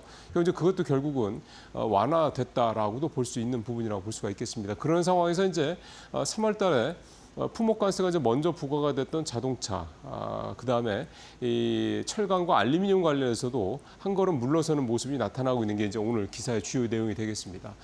제목을 이 표를 한번 먼저 볼까요? 미국의 이제 외국산 자동차, 즉 수입산 자동차 관세 완화 조치 내용이 좀 정리가 좀 돼 있는데 보시는 것처럼 품목관세 중복을 완화하겠다. 이를테면 완성차에 대해서 좀 25% 관세가 부과가 되는데 이들 기업들은 지금 이제 품목관세가 다시 또 부과가 된 철강이나 알루미늄 관련에 대해서 관세가 부과된 관세가 추가되지 않도록 하겠다. 그러니까 완성차 업체들은 완성차 자체에만 부과된 관세만 부담하면 된다 이런 얘기가 되는 거겠죠. 그다음에 또 하나가 5월 3일 그러니까 다음 달 초에 이제 자동차 부품 관세 부과도 예고가 좀 돼 있습니다. 25%. 근데 이것도 미국 내에서 이제 만드는 완성차 부품 대상 자동차 대해서는 이 자동차 가격의 3.7%만큼 환급을 해주겠다. 그리고 2년 차 내년에는 뭐 2.75% 축소를 하겠다 이런 얘기가 되는 건데 결국은요. 원래 얼마 하기로 했다라는 게 나중에 하겠다가 유예를 시켜주는 거. 그 다음에 그보다 좀 낮춰서 주겠다. 이렇게 되면 사실 관세의 정책은 이미 물러선 거라고 봐야 되는 거고요. 사실은 처음부터 예를 들어 25% 관세를 다 적용을 하겠다라는 게 아니라 결국은 보편 관세 10% 정도만 부과할 생각을 하고 이렇게 처음에 세게 때리고 그다음에 조금씩 이렇게 좀 낮춰주면서 마치 시혜를 베푼 듯한 이런 식의 접근 방식을 취하고 있다라는 트럼프 대통령 이제 초기 관세 정책 나올 때에 이제 일각의 전문가들의 어떤 분석이 사실은 이제 현실화되고 있다 이렇게 좀 볼 수가 있겠습니다. 이렇게 이제 중요한 거는 이렇게 트럼프 대통령이 협상술 일단은 치더라도 예상보다 빨리 이렇게 관세율이라든가 또는 관세에 대한 여러 가지 디테일들을 좀 축소하거나 완화하거나 이렇게 하는 거에 대한 이유는 결국 내부 반발이죠. 여기 좀 표에도 나옵니다만 GM마저 반발. GM 메리바라 이 GM CEO를 비롯해서 GM은 아주 대표적인 공화당 층입니다. 지지자들입니다. 그럼에도 불구하고 트럼프 대통령을 적극 밀고 선거 자금도 많이 됐었던 이런 친공화계, 공화당계 이런 기업들이 관세 정책에 대한 큰 충격을 지금 계속해서 트럼프 대통령이 얘기를 하고 있고 또 트럼프 대통령 옆에 스콧 베센트 재무장관이 계속 뭔가 좀 힘을 더 모아가고 있지 않습니까? 그러니까 이런 기업들이나 이런 부분들에 대한 어떤 소위 말하는 중간에 트럼프 대통령이 직보하는 통로가 좀 베센트 장관이 된 상황인데 베센트 장관의 어떤 말이 트럼프 대통령이 먹히는 경우가 점점 늘어나고 있죠. 머스크가 지금 이제 도치 수장에서 물러난다는 얘기도 사실은 이제 권력 싸움에서 밀린 거니까. 그렇게 봐야 되기 때문에 결국 이제 이런 식으로 나오는 내용들이 지금은 자동차 쪽에 집중돼 있지만 점점 늘어날 수밖에 없을 것이다. 이렇게 볼 수가 있겠습니다. 예를 들어서 반도체, 배터리, 뭐 태양광 이런 거 같은 경우도 중국만 견제할 수 있다면 그 중국을 견제할 수 있는 다른 가장 대표적인 게 우리나라 같은 데 아니겠습니까? 그러면 이제 그쪽에 대한 관세는 뭐 유예해주거나 아니면은 좀 면제해주거나 낮춰주거나 이런 방식으로 해서 중국을 견제하는 목적 외에 다른 우방국 또는 뭐 동맹국들 그다음에 그동안에 거래를 해왔던 나라들이 이 관세 정책 때문에 미국에 대한 수출이라든가 이런 부분들이 좀 또 미국에 대한 투자 이런 부분들이 좀 큰 충격을 받지 않을 수 있도록 그런 내용들이 좀 하나하나 앞으로 좀 나올 수 있지 않겠냐 그런 기대감을 가져볼 수 있는 그런 분위기라고 볼 수가 있겠습니다. 자, 증권면에서는 오늘 이 기사가 좀 탑 기사인데요. 너무 빨리 떴나 종매도 타기 때 조선주. 조선주들 주가 굉장히 지금 급등을 좀 해왔죠. 최근에 이제 하나조선이 이제 산업은행에서 보유 지분을 매도한다는 얘기니 블록딜을 해서 판다는 얘기가 나오면서 하나조선이 지금 주가가 좀 어제도 많이 떨어졌습니다만 그렇게 되고 있다 보니까 전체적으로 어제 분위기는 조선주들이 다 좀 조정을 좀 받는 그런 분위기였습니다. 기자들도 뭐 비슷했고요. 조선주들이 좀 많이 올랐기 때문에 결국 이제 공매도의 타겟이 될 수, 이건 사실은 충분히 예상할 수 있었던 대목이기도 합니다. 표를 한번 볼까요? 조선 3사 공매도 잔고를 한번 좀 보면 좋겠는데요. 좀 나오면은 현재 조선 3사 공매도 잔고가 2,500억 정도가 되는데 이제 시총 대비해서 청산이 되지 않은 공매도 잔액 비율을 보면 보시죠. 삼성중공업이 0.69%로 제일 높죠. 코스피가 0.2%를 기준으로 보시면 딱 좋습니다. 그다음에 좀 어제 주가가 급락한 하나오션이 0.2%. 그러니까 하나오션은 주가가 그동안에 많이 올랐던 거에 비하면 비교적 공매도 청산되지 않은 미청산 공매도 잔액이 그렇게 많지는 않은 거죠. HD현대중공업 최근에 주가가 좀 많이 올랐습니다. HD현대중공업도 0.3%로 좀 소폭 올랐고요. 보시면 삼성중공업에 좀 이 공매도가 많이 있었는데 그게 아직 덜 청산됐다라는 얘기는 이제 그만큼 조선주 특히 삼성중공업에 대해서는 좀 다른 조선 회사들에 비해서는 조금 이제 투자자들의 생각이 조금 부정적이다. 이렇게 좀 보고 있다. 이렇게 좀 봐야 될 것 같습니다. 한국투자증권 같은 경우는 하나오션 같은 경우 예를 들어 상호 3개월 실적 전망치가 대폭 상회에도 불구하고 주가가 좀 많이 높아졌다 이런 얘기를 좀 하면서 좀 이제 사실상의 매도 의견을 내는 거죠. 투자 의견이 하향 조정되면 사실상 우리는 이제 매도 리포트라고 보면 되는 거니까 결국 이제 앞서 이제 공매도 잔고가 상대적으로 그 세 회사를 좀 말씀을 드렸습니다만 삼성중공업에 비해서 뭐 하나오션이나 HD현대중공업이 좀 낮다 우선 치더라도 결국은 그동안에 주가가 많이 오른 데 따른 부담을 시장에서는 좀 갖고 있기 때문에 이 조선주에 대해서는 조금 이제 공매도가 계속 늘어날 가능성도 있고 또 주가가 좀 하락할 여지도 있다. 아시는 것처럼 공매도가 주가가 떨어질 것을 예상을 하고 주식을 빌려서 이제 하는 게 공매도잖아요. 그럴 가능성이 특히 조선주는 좀 있다 이렇게 봐야 되는데 이게요 이제 조선주는 지금 사실은 계속해서 모멘텀이 나오고 있는 아주 대표적인 업종입니다. 특히 이제 방산이나 이런 데에 비해서도 오히려 조선주는 더 모멘텀이 계속 나오고 있는 상황이다 보니까 이 조선주에 대해서 참 지금이 적절한 어떻게 보면 저가 매수의 타임이냐 아니면 이제는 조금 쉬어갈 타임이 이렇게 보는 건데 이건 사실은 정말 개인이 알아서 판단해야 될 문제밖에 안 된다고 봐야 됩니다. 결국 뭐 시장에서 이제 팔 타임이다 뭐 이렇게 얘기가 나오더라도 내가 조선주는 무조건 간다라고 생각을 한다 그러면 또 그거에 나름대로 근거를 갖고 있다 그러면 조선주 좀 조정받을 때 뭐 조금 더 매수를 할 수도 있는 거죠. 그러면서 또는 추가 매수를 하지 않더라도 뭐 물타기나 추가 매수를 하지 않더라도 버티다가 이제 다시 이제 타임이 돼서 반등하면 그때 가서 또 주가가 또 올라가는 거니까.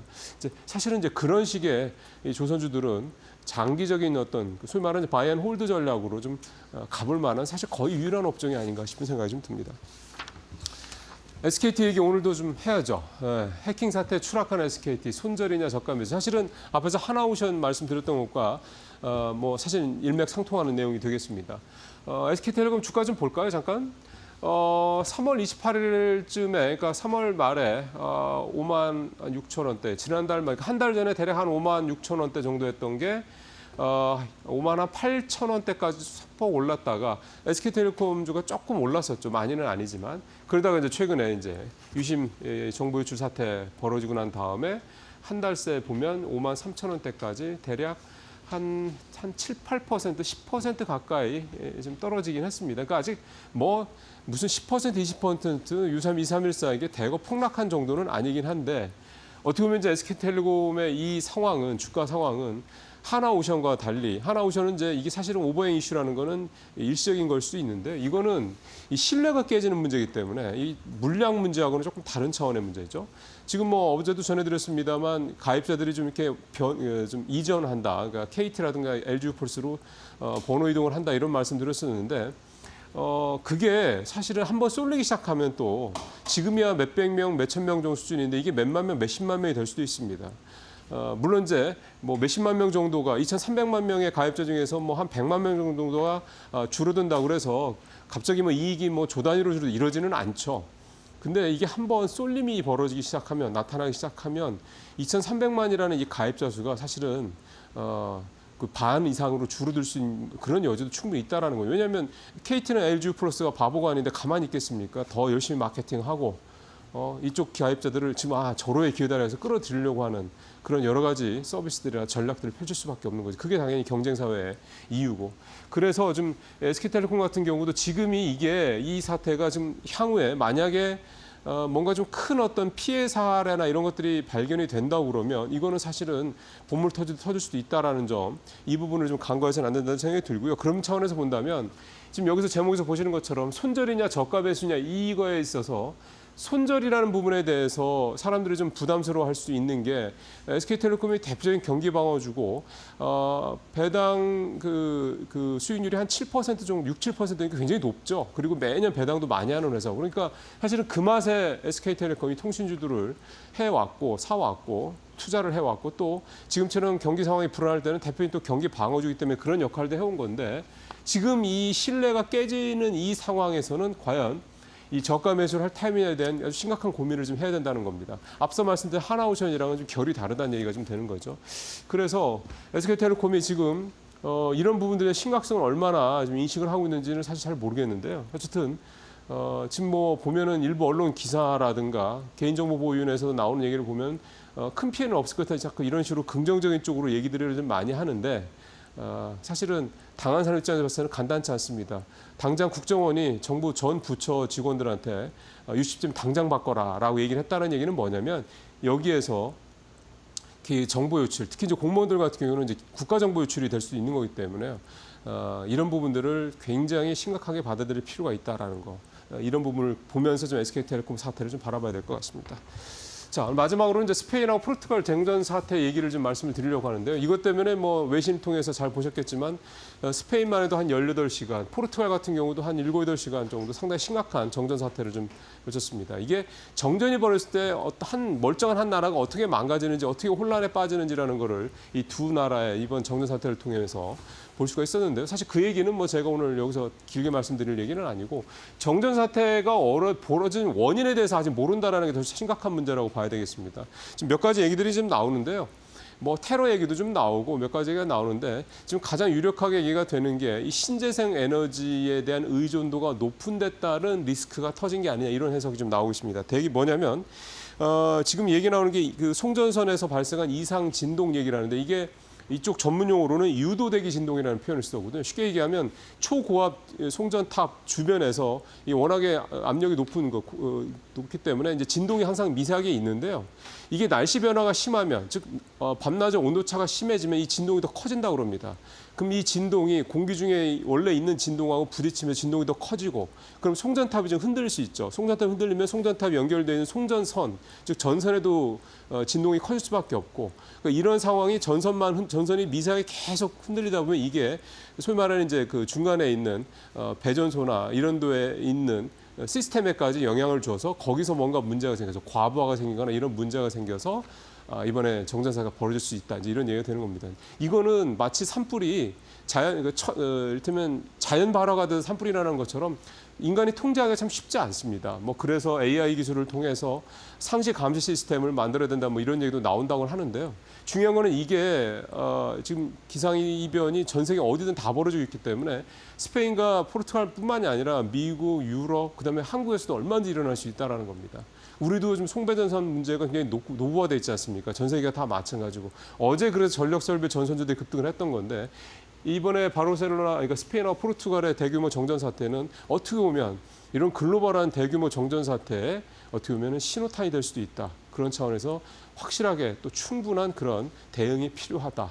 이렇게 말씀드릴 수가 있겠습니다. 네, 오늘 뉴스 브리핑 여기서 마치겠습니다.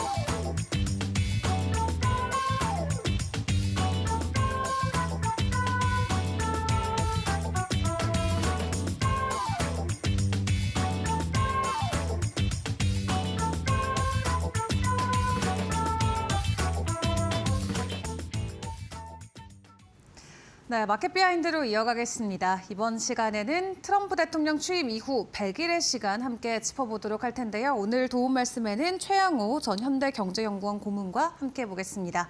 어서 오세요. 네, 반갑습니다. 네, 벌써 100일의 시간이 지났습니다. 100일이 어떻게 보면 100일보다도 더 길게 느껴질 네. 만큼 굉장히 많은 일들이 시장에 있었는데요. 일단 전반적인 평가부터 좀 받아봐야 될 것 같습니다.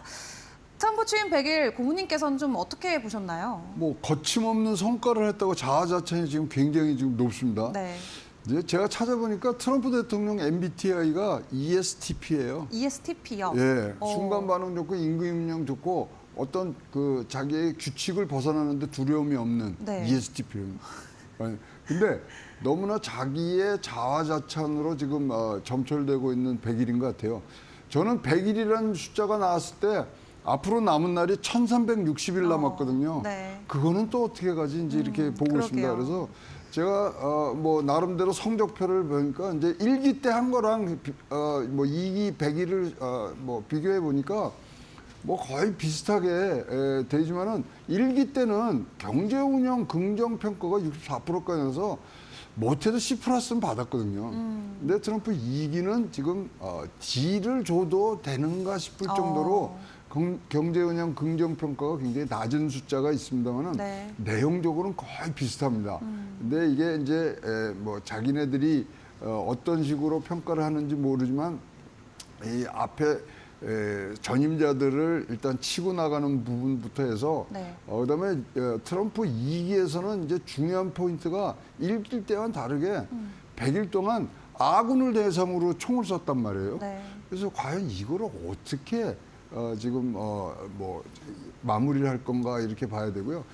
뭐 주식시장으로 봐서는 S&P 500 같은 경우는 1기 때는 5%가 올랐어요. 근데 2기 때는 지금 8%가 지금 떨어지고 있는 부분들이 있어갖고 이것이 이제 앞으로 어떻게 가야 되는데 네. 한마디로 하면 우리 마가 하잖아요. Make America Great Again인데 그 마가가 사실은 Make Alliance 동맹들을 going away 시키는 지금 부분들이 아니냐 이렇게 조금 네. 희화적으로 얘기를 하고 있습니다만은 앞으로 남은 1360일이 중요하다.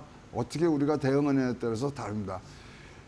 트럼프 대통령의 MBTI가 ESTP입니다. 네. 순간 반응 좋고요. 임기응변 좋지만 어떤 이 테두리를 벗어나는 데 있어서 두려움이 없는 그런 성격을 갖고 있기 때문에 거기에 뭐 우리가 맞춰서 살아야지 어떻게 하겠습니까?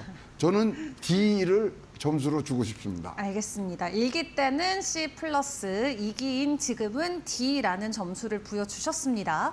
자, 이런 게 사실 미국의 시민들도 함께 공감하면서 느끼는 부분인 것 같아요. 지지율 역대 최저까지 내려간 대통령으로 낙인이 찍혔고 트럼프 대통령 본인은 뭐 가짜다, 잘못된 조사다 이렇게 좀 그렇죠. 비판의 말을 바로 내놨거든요. 역대 최저 지지율의 배경 앞에서도 잠깐 확인해 주셨지만 또 구체적으로 어떤 것들이 있을까요? 뭐 역대 지지 최저 지지라는 게 지금 42% 하는데 지금 100일에서 50% 밑으로 내려온 부분들이 없는데요. 네. 지금 사실은 요번에 이제 이런 큰 차로 이길 수 있었던 것들이 무당파가 몰표를 몰아줬거든요. 그럼 무당파가 어떻게 생각을 하느냐 이렇게 해야 되는데 지금 뭐 취임 초보다 7% 이상 이제 하락하면서 지금 굉장히 뭐 40% 초반에 가는데 무당파에서 지지율이 거의 70~80% 나왔던 게요. 지금 29%로 떨어졌어요. 그러니까 지금 뭔가 잘못되고 있는 것은 분명히 뭐 생각을 하는데 그 중에서도 보면은 관세에 대한 반대가 지금 55% 지금 나오고 있기 때문에 제일 큰 반대의 이제 이론이 될 것 같고요. 경제가 나빠졌다. 지금 찬성하는 부분이 이제 뭐 5대 5인데 좀 두고 보자 뭐 이러는 부분들이 있지만은 이 부분은 우리가 굉장히 잘 앞으로 새겨서 들어야 될 부분들이 있고요. 100일 동안 실패한 것들을 보면은 네. 굉장히 많습니다. 법안을 5개밖에 지금 법안으로 행정명령은 많이 했지만 역대 최소가 됐고요.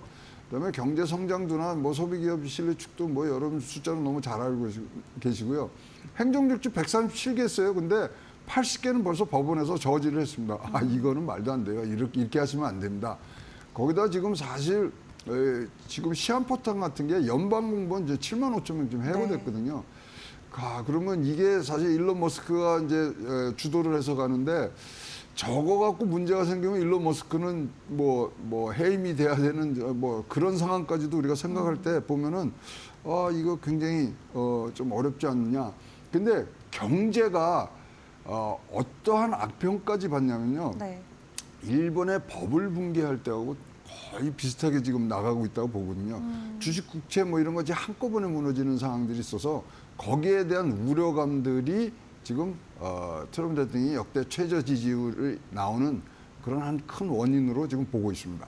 알겠습니다. 지금 왜 지지율이 낮을 수밖에 없는지 그 배경에 대해서 함께 꼼꼼하게 체크를 해봤는데 또 여기에 지지율만 낮은 게 아니라 트럼프 취임 이후로 현재 주식시장의 분위기도 뭐 역대 최저 수준이라고 하죠. 이 앞서서 다른 대통령, 닉슨 대통령 또한 최악을 기록했지만 그렇죠. 이제 그 당시는 사실 뭐 탄핵 이슈라던가 정치적인 이슈가 맞습니다. 맞물려 있었기 때문에 지금이랑은 사실 상황이 다시 다르긴 다르죠. 하잖아요. 왜 이렇게까지 주식시장이 붕괴됐을까요? 그러니까 닉슨 대통령은 두 번째 임기 첫 100일 동안에 마이너스 9.9%가 나오는데 네. 지금 말씀하신 이유들을 지금 했고요. 지금 일단은 1944년 이후에 뭐 역대 대통령들의 첫 100일에는 S&P 500이 일단 평균적으로 2% 이상이 올랐어요. 근데 이게 지금 뭐 내려오고 있는 부분들, 그러니까 100일에 대한 어떤 이 첫 번째 관문을 열었던 루즈벨트 대통령 같은 100일 동안에 여러 가지 일을 하고 10%가 오르거든요. 뭐 케네디도 8%, 뭐 바이든도 사실은 8.5% 100일간에 올랐던 것을 비교해 보면 굉장히 초라한 성적표를 가는데 문제가 네. 주가하고 국채하고 달러가 동시에 하락한 겁니다. 그쵸. 지난 40년 동안 3번밖에 안 일어난 일이 일어났기 때문에 이 트리플 약세 어떻게 다 뭐 해야 되는데 또 반전의 대가 아닙니까? 그렇다면 4월 달에 환율 보고서가 나오거든요. 그것을 중심으로 해서 지금 반등을 하려고 그러는데 어쨌거나 4월 4일 날 상호간세 발표하면서 6%가 빠졌단 말입니다. 네. 그러면 원인은 분명히 나와 있어요. 나와 있고 특히 또 이 6%가 빠진 거는 어느 정도의 숫자냐면은 닷컴 버블 때 사실 5.8% 빠졌고요. 네. 그리고 9.11 테러 때도 4.9% 같았으니까 빠졌으니까 6% 빠진 것은 우리가 굉장히 심각하게 생각해야 되고 트럼프 1기 때는 이 뭐 관세 전쟁이 개각하다 보니까 20개월 이상 이 뭐 약세가 갔던 전례를 봐서는 빠르게 이것을 마무리하지 않으면은 저희도 1기 때 반복이 되는 그런 패턴을 지금 읽을 수밖에 없다. 테슬라가요 488불 갔었잖아요. 200불대예요. 반토막 났어요. 네. 뭐 엔비디아는 뭐 지금 100불대에서 헤매이고 있고 자 여기에 어떤 반등이 어떻게 올 건지 환율 보고서 이후로 우리가 꼭 여러분들이 주목하셔야 될 것으로 보여집니다. 네, 국채, 달러, 주식까지 트리플 약세가 이어지고 있는 가운데 다음 달에 발표되는 환율 보고서 일단은 주목을 해보시는 게 좋을 것 같고요. 자, 다음 달에 있는 주요 이벤트 중에 이제 또 FOMC도 있습니다. 네. 파월 의장과의 해프닝으로 주식시장이 크게 변동성을 보이면서 트럼프 대통령 다시 한번 또 투자들의 입방아에 오르기도 했었습니다. 지금 연준 같은 경우는 지속적으로 이 양적 긴축에 대한 입장을 몇 년째 이어오고 있는 상황인데 사실 이러한 스탠스 자체도 최근 현대사에서는 또 찾아보기 어려운 상황이라면서요. 이렇게 하면 안 돼. 근데 네. 미국 국민들 또는 미국의 어떤 전문가들 뇌리에 지금 박혀 있는 게 뭐냐면 닉슨 대통령이 이 관련해서는 닉슨 대통령이 하나 실수한 게 뭐냐면요. 네. 아서 번스라는 자기 측근을 연준 의장으로 넣습니다. 그러고 나서 미국이 1980년대에 13%의 고공 인플레이션 하는데 그거에 대한 트라우마가 미국 국민들은 너무나 많은 거예요. 근데 지금 제롬 파웰 뭐 해고하겠다 이러니까 그럼 이게 어떻게 되는 거야? 등등에 하는데 미 연준은 그러면서도 굳굳하게 지금 뭐 하고 있죠. 무역 전쟁으로 한 시장 변동성 확대 시에 우린 개입할 거다. 지금 선전포고를 해놨습니다. 그러면서 금리 인하 효과는 꼭 우리가 확인을 해야 되겠다. 그래서 추가적인 지표가 나오기까지는 지금 긴축을 하고 지금 미국의 금리라는 큰 배를 이렇게 돌리려고 그러면 시간이 걸리거든요. 크게 돌아야 되기 때문에. 그래서 경제 전망이 지금 나빠지고 있는 부분 뭐 등등 경제 둔화에 대한 우려가 확산 중이기 때문에 거기에 대한 아주 신중한 자세를 취하고 있고요. 거기에 국민은 반응을 하고 있습니다. 닉슨 대통령 때 아서번스 얘기가 굉장히 지금 미국에서 많이 나오고 있기 때문에 뭐 파월이 어떻게 하든 간에 일단은 신중한 자세를 지금 뭐 취할 수밖에 없고 금리 인하 효과 확인한 후에 다른 그 2차적인 진행이 이제 계속되리라고 보여집니다. 네, 알겠습니다.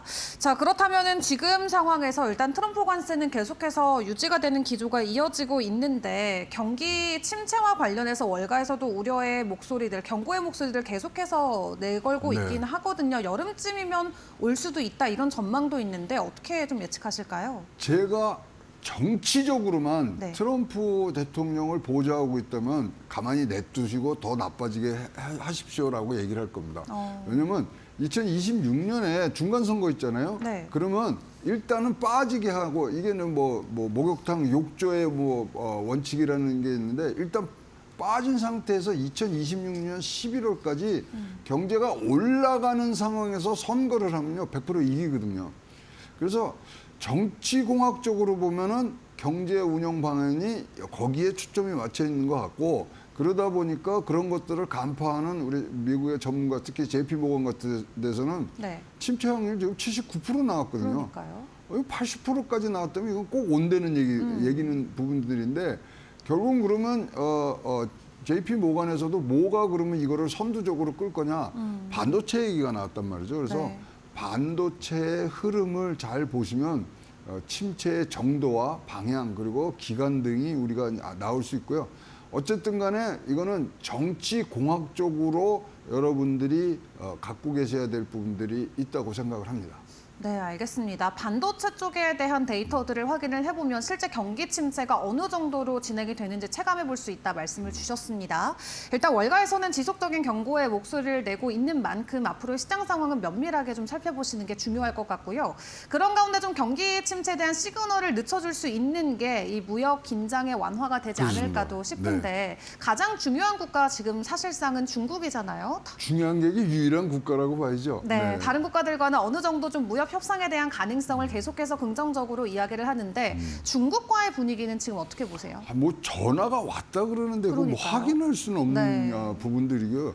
뭐 지금 뭐 미국 현지 언론에서는 느긋한 시진핑, 뭐 조급한 트럼프 얘기를 하지만 네. 두 분 다 지금 굉장히 조급합니다. 두 분 다. 26년도에 중간 선거가 있지 않습니까, 미국에? 네. 거기에 대한 지금 대비책을 해야 되고 시진핑 주석도 그렇게 지금 여유로운 일정을 안 가요. 2027년도에 제21차 당대회가 있어요.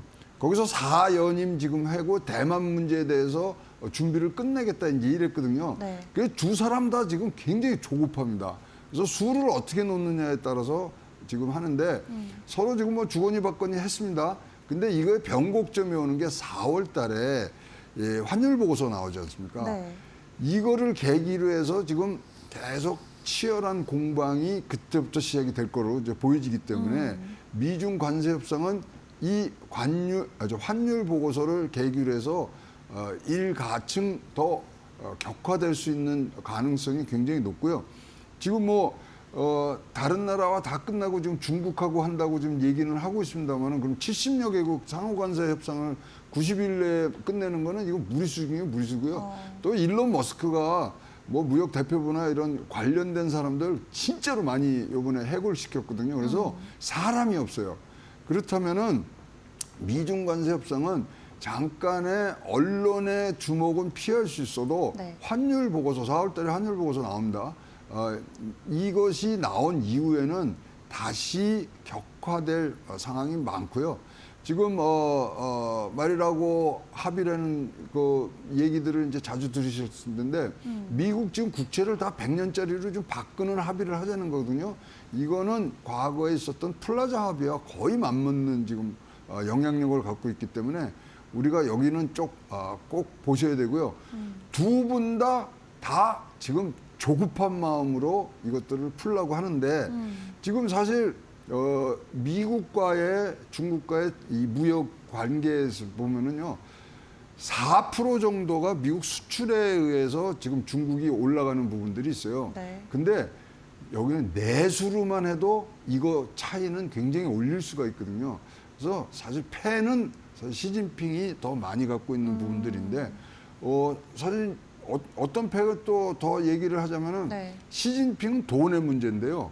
트럼프는 물건의 문제예요. 당장 쓸 물건. 네. 돈은 적게 벌어도 되지만 쓸 물건이 없다 그러면은 좀 더 악화되는 부분들이 있기 때문에 뭐 제가 보면은 6대 4로 지금 시진핑이 조금 더 우세한 그런 뭐 차이로 지금 보고 있습니다. 네, 알겠습니다. 뭐 베센트 장관은 시진핑 주석이 먼저 손을 내밀어야 된다라고 어제도 좀 공식 석상에서 발언을 하긴 했습니다만 고모님께서는 일단 중국 쪽에서 가지고 있는 패가 조금은 더 많은 상황이기 때문에 시장의 흐름이 어떻게 진행될지는 우리가 판단을 하긴 좀 이르다 설명을 주셨고요.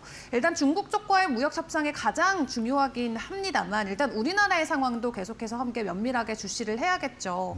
오늘도 베센트 재무장관이 우리나라 콕 집어서 이야기하면서 네. 한국 대선 전까지는 협상 마무리하는 게 좋겠다 이렇게 이야기를 했거든요. 이제 7월 패키지 얘기가 나오는데 네. 저는 하여튼 패키지 그 단어가 나온 날 있지 않습니까? 진짜로 막 개인적으로 너무 뭐 분에 차갖고 왜 패키지로 해요?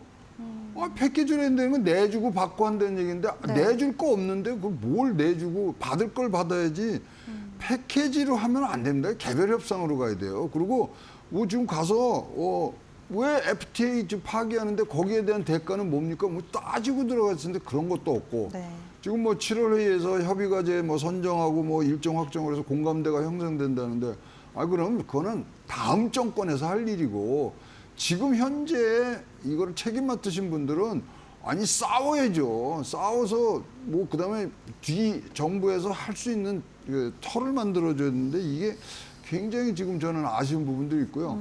지금 FTA 협정 파기한 거 아닙니까? 그거를 갖다가 몰아붙여야 되는데 아무 말도 없었죠.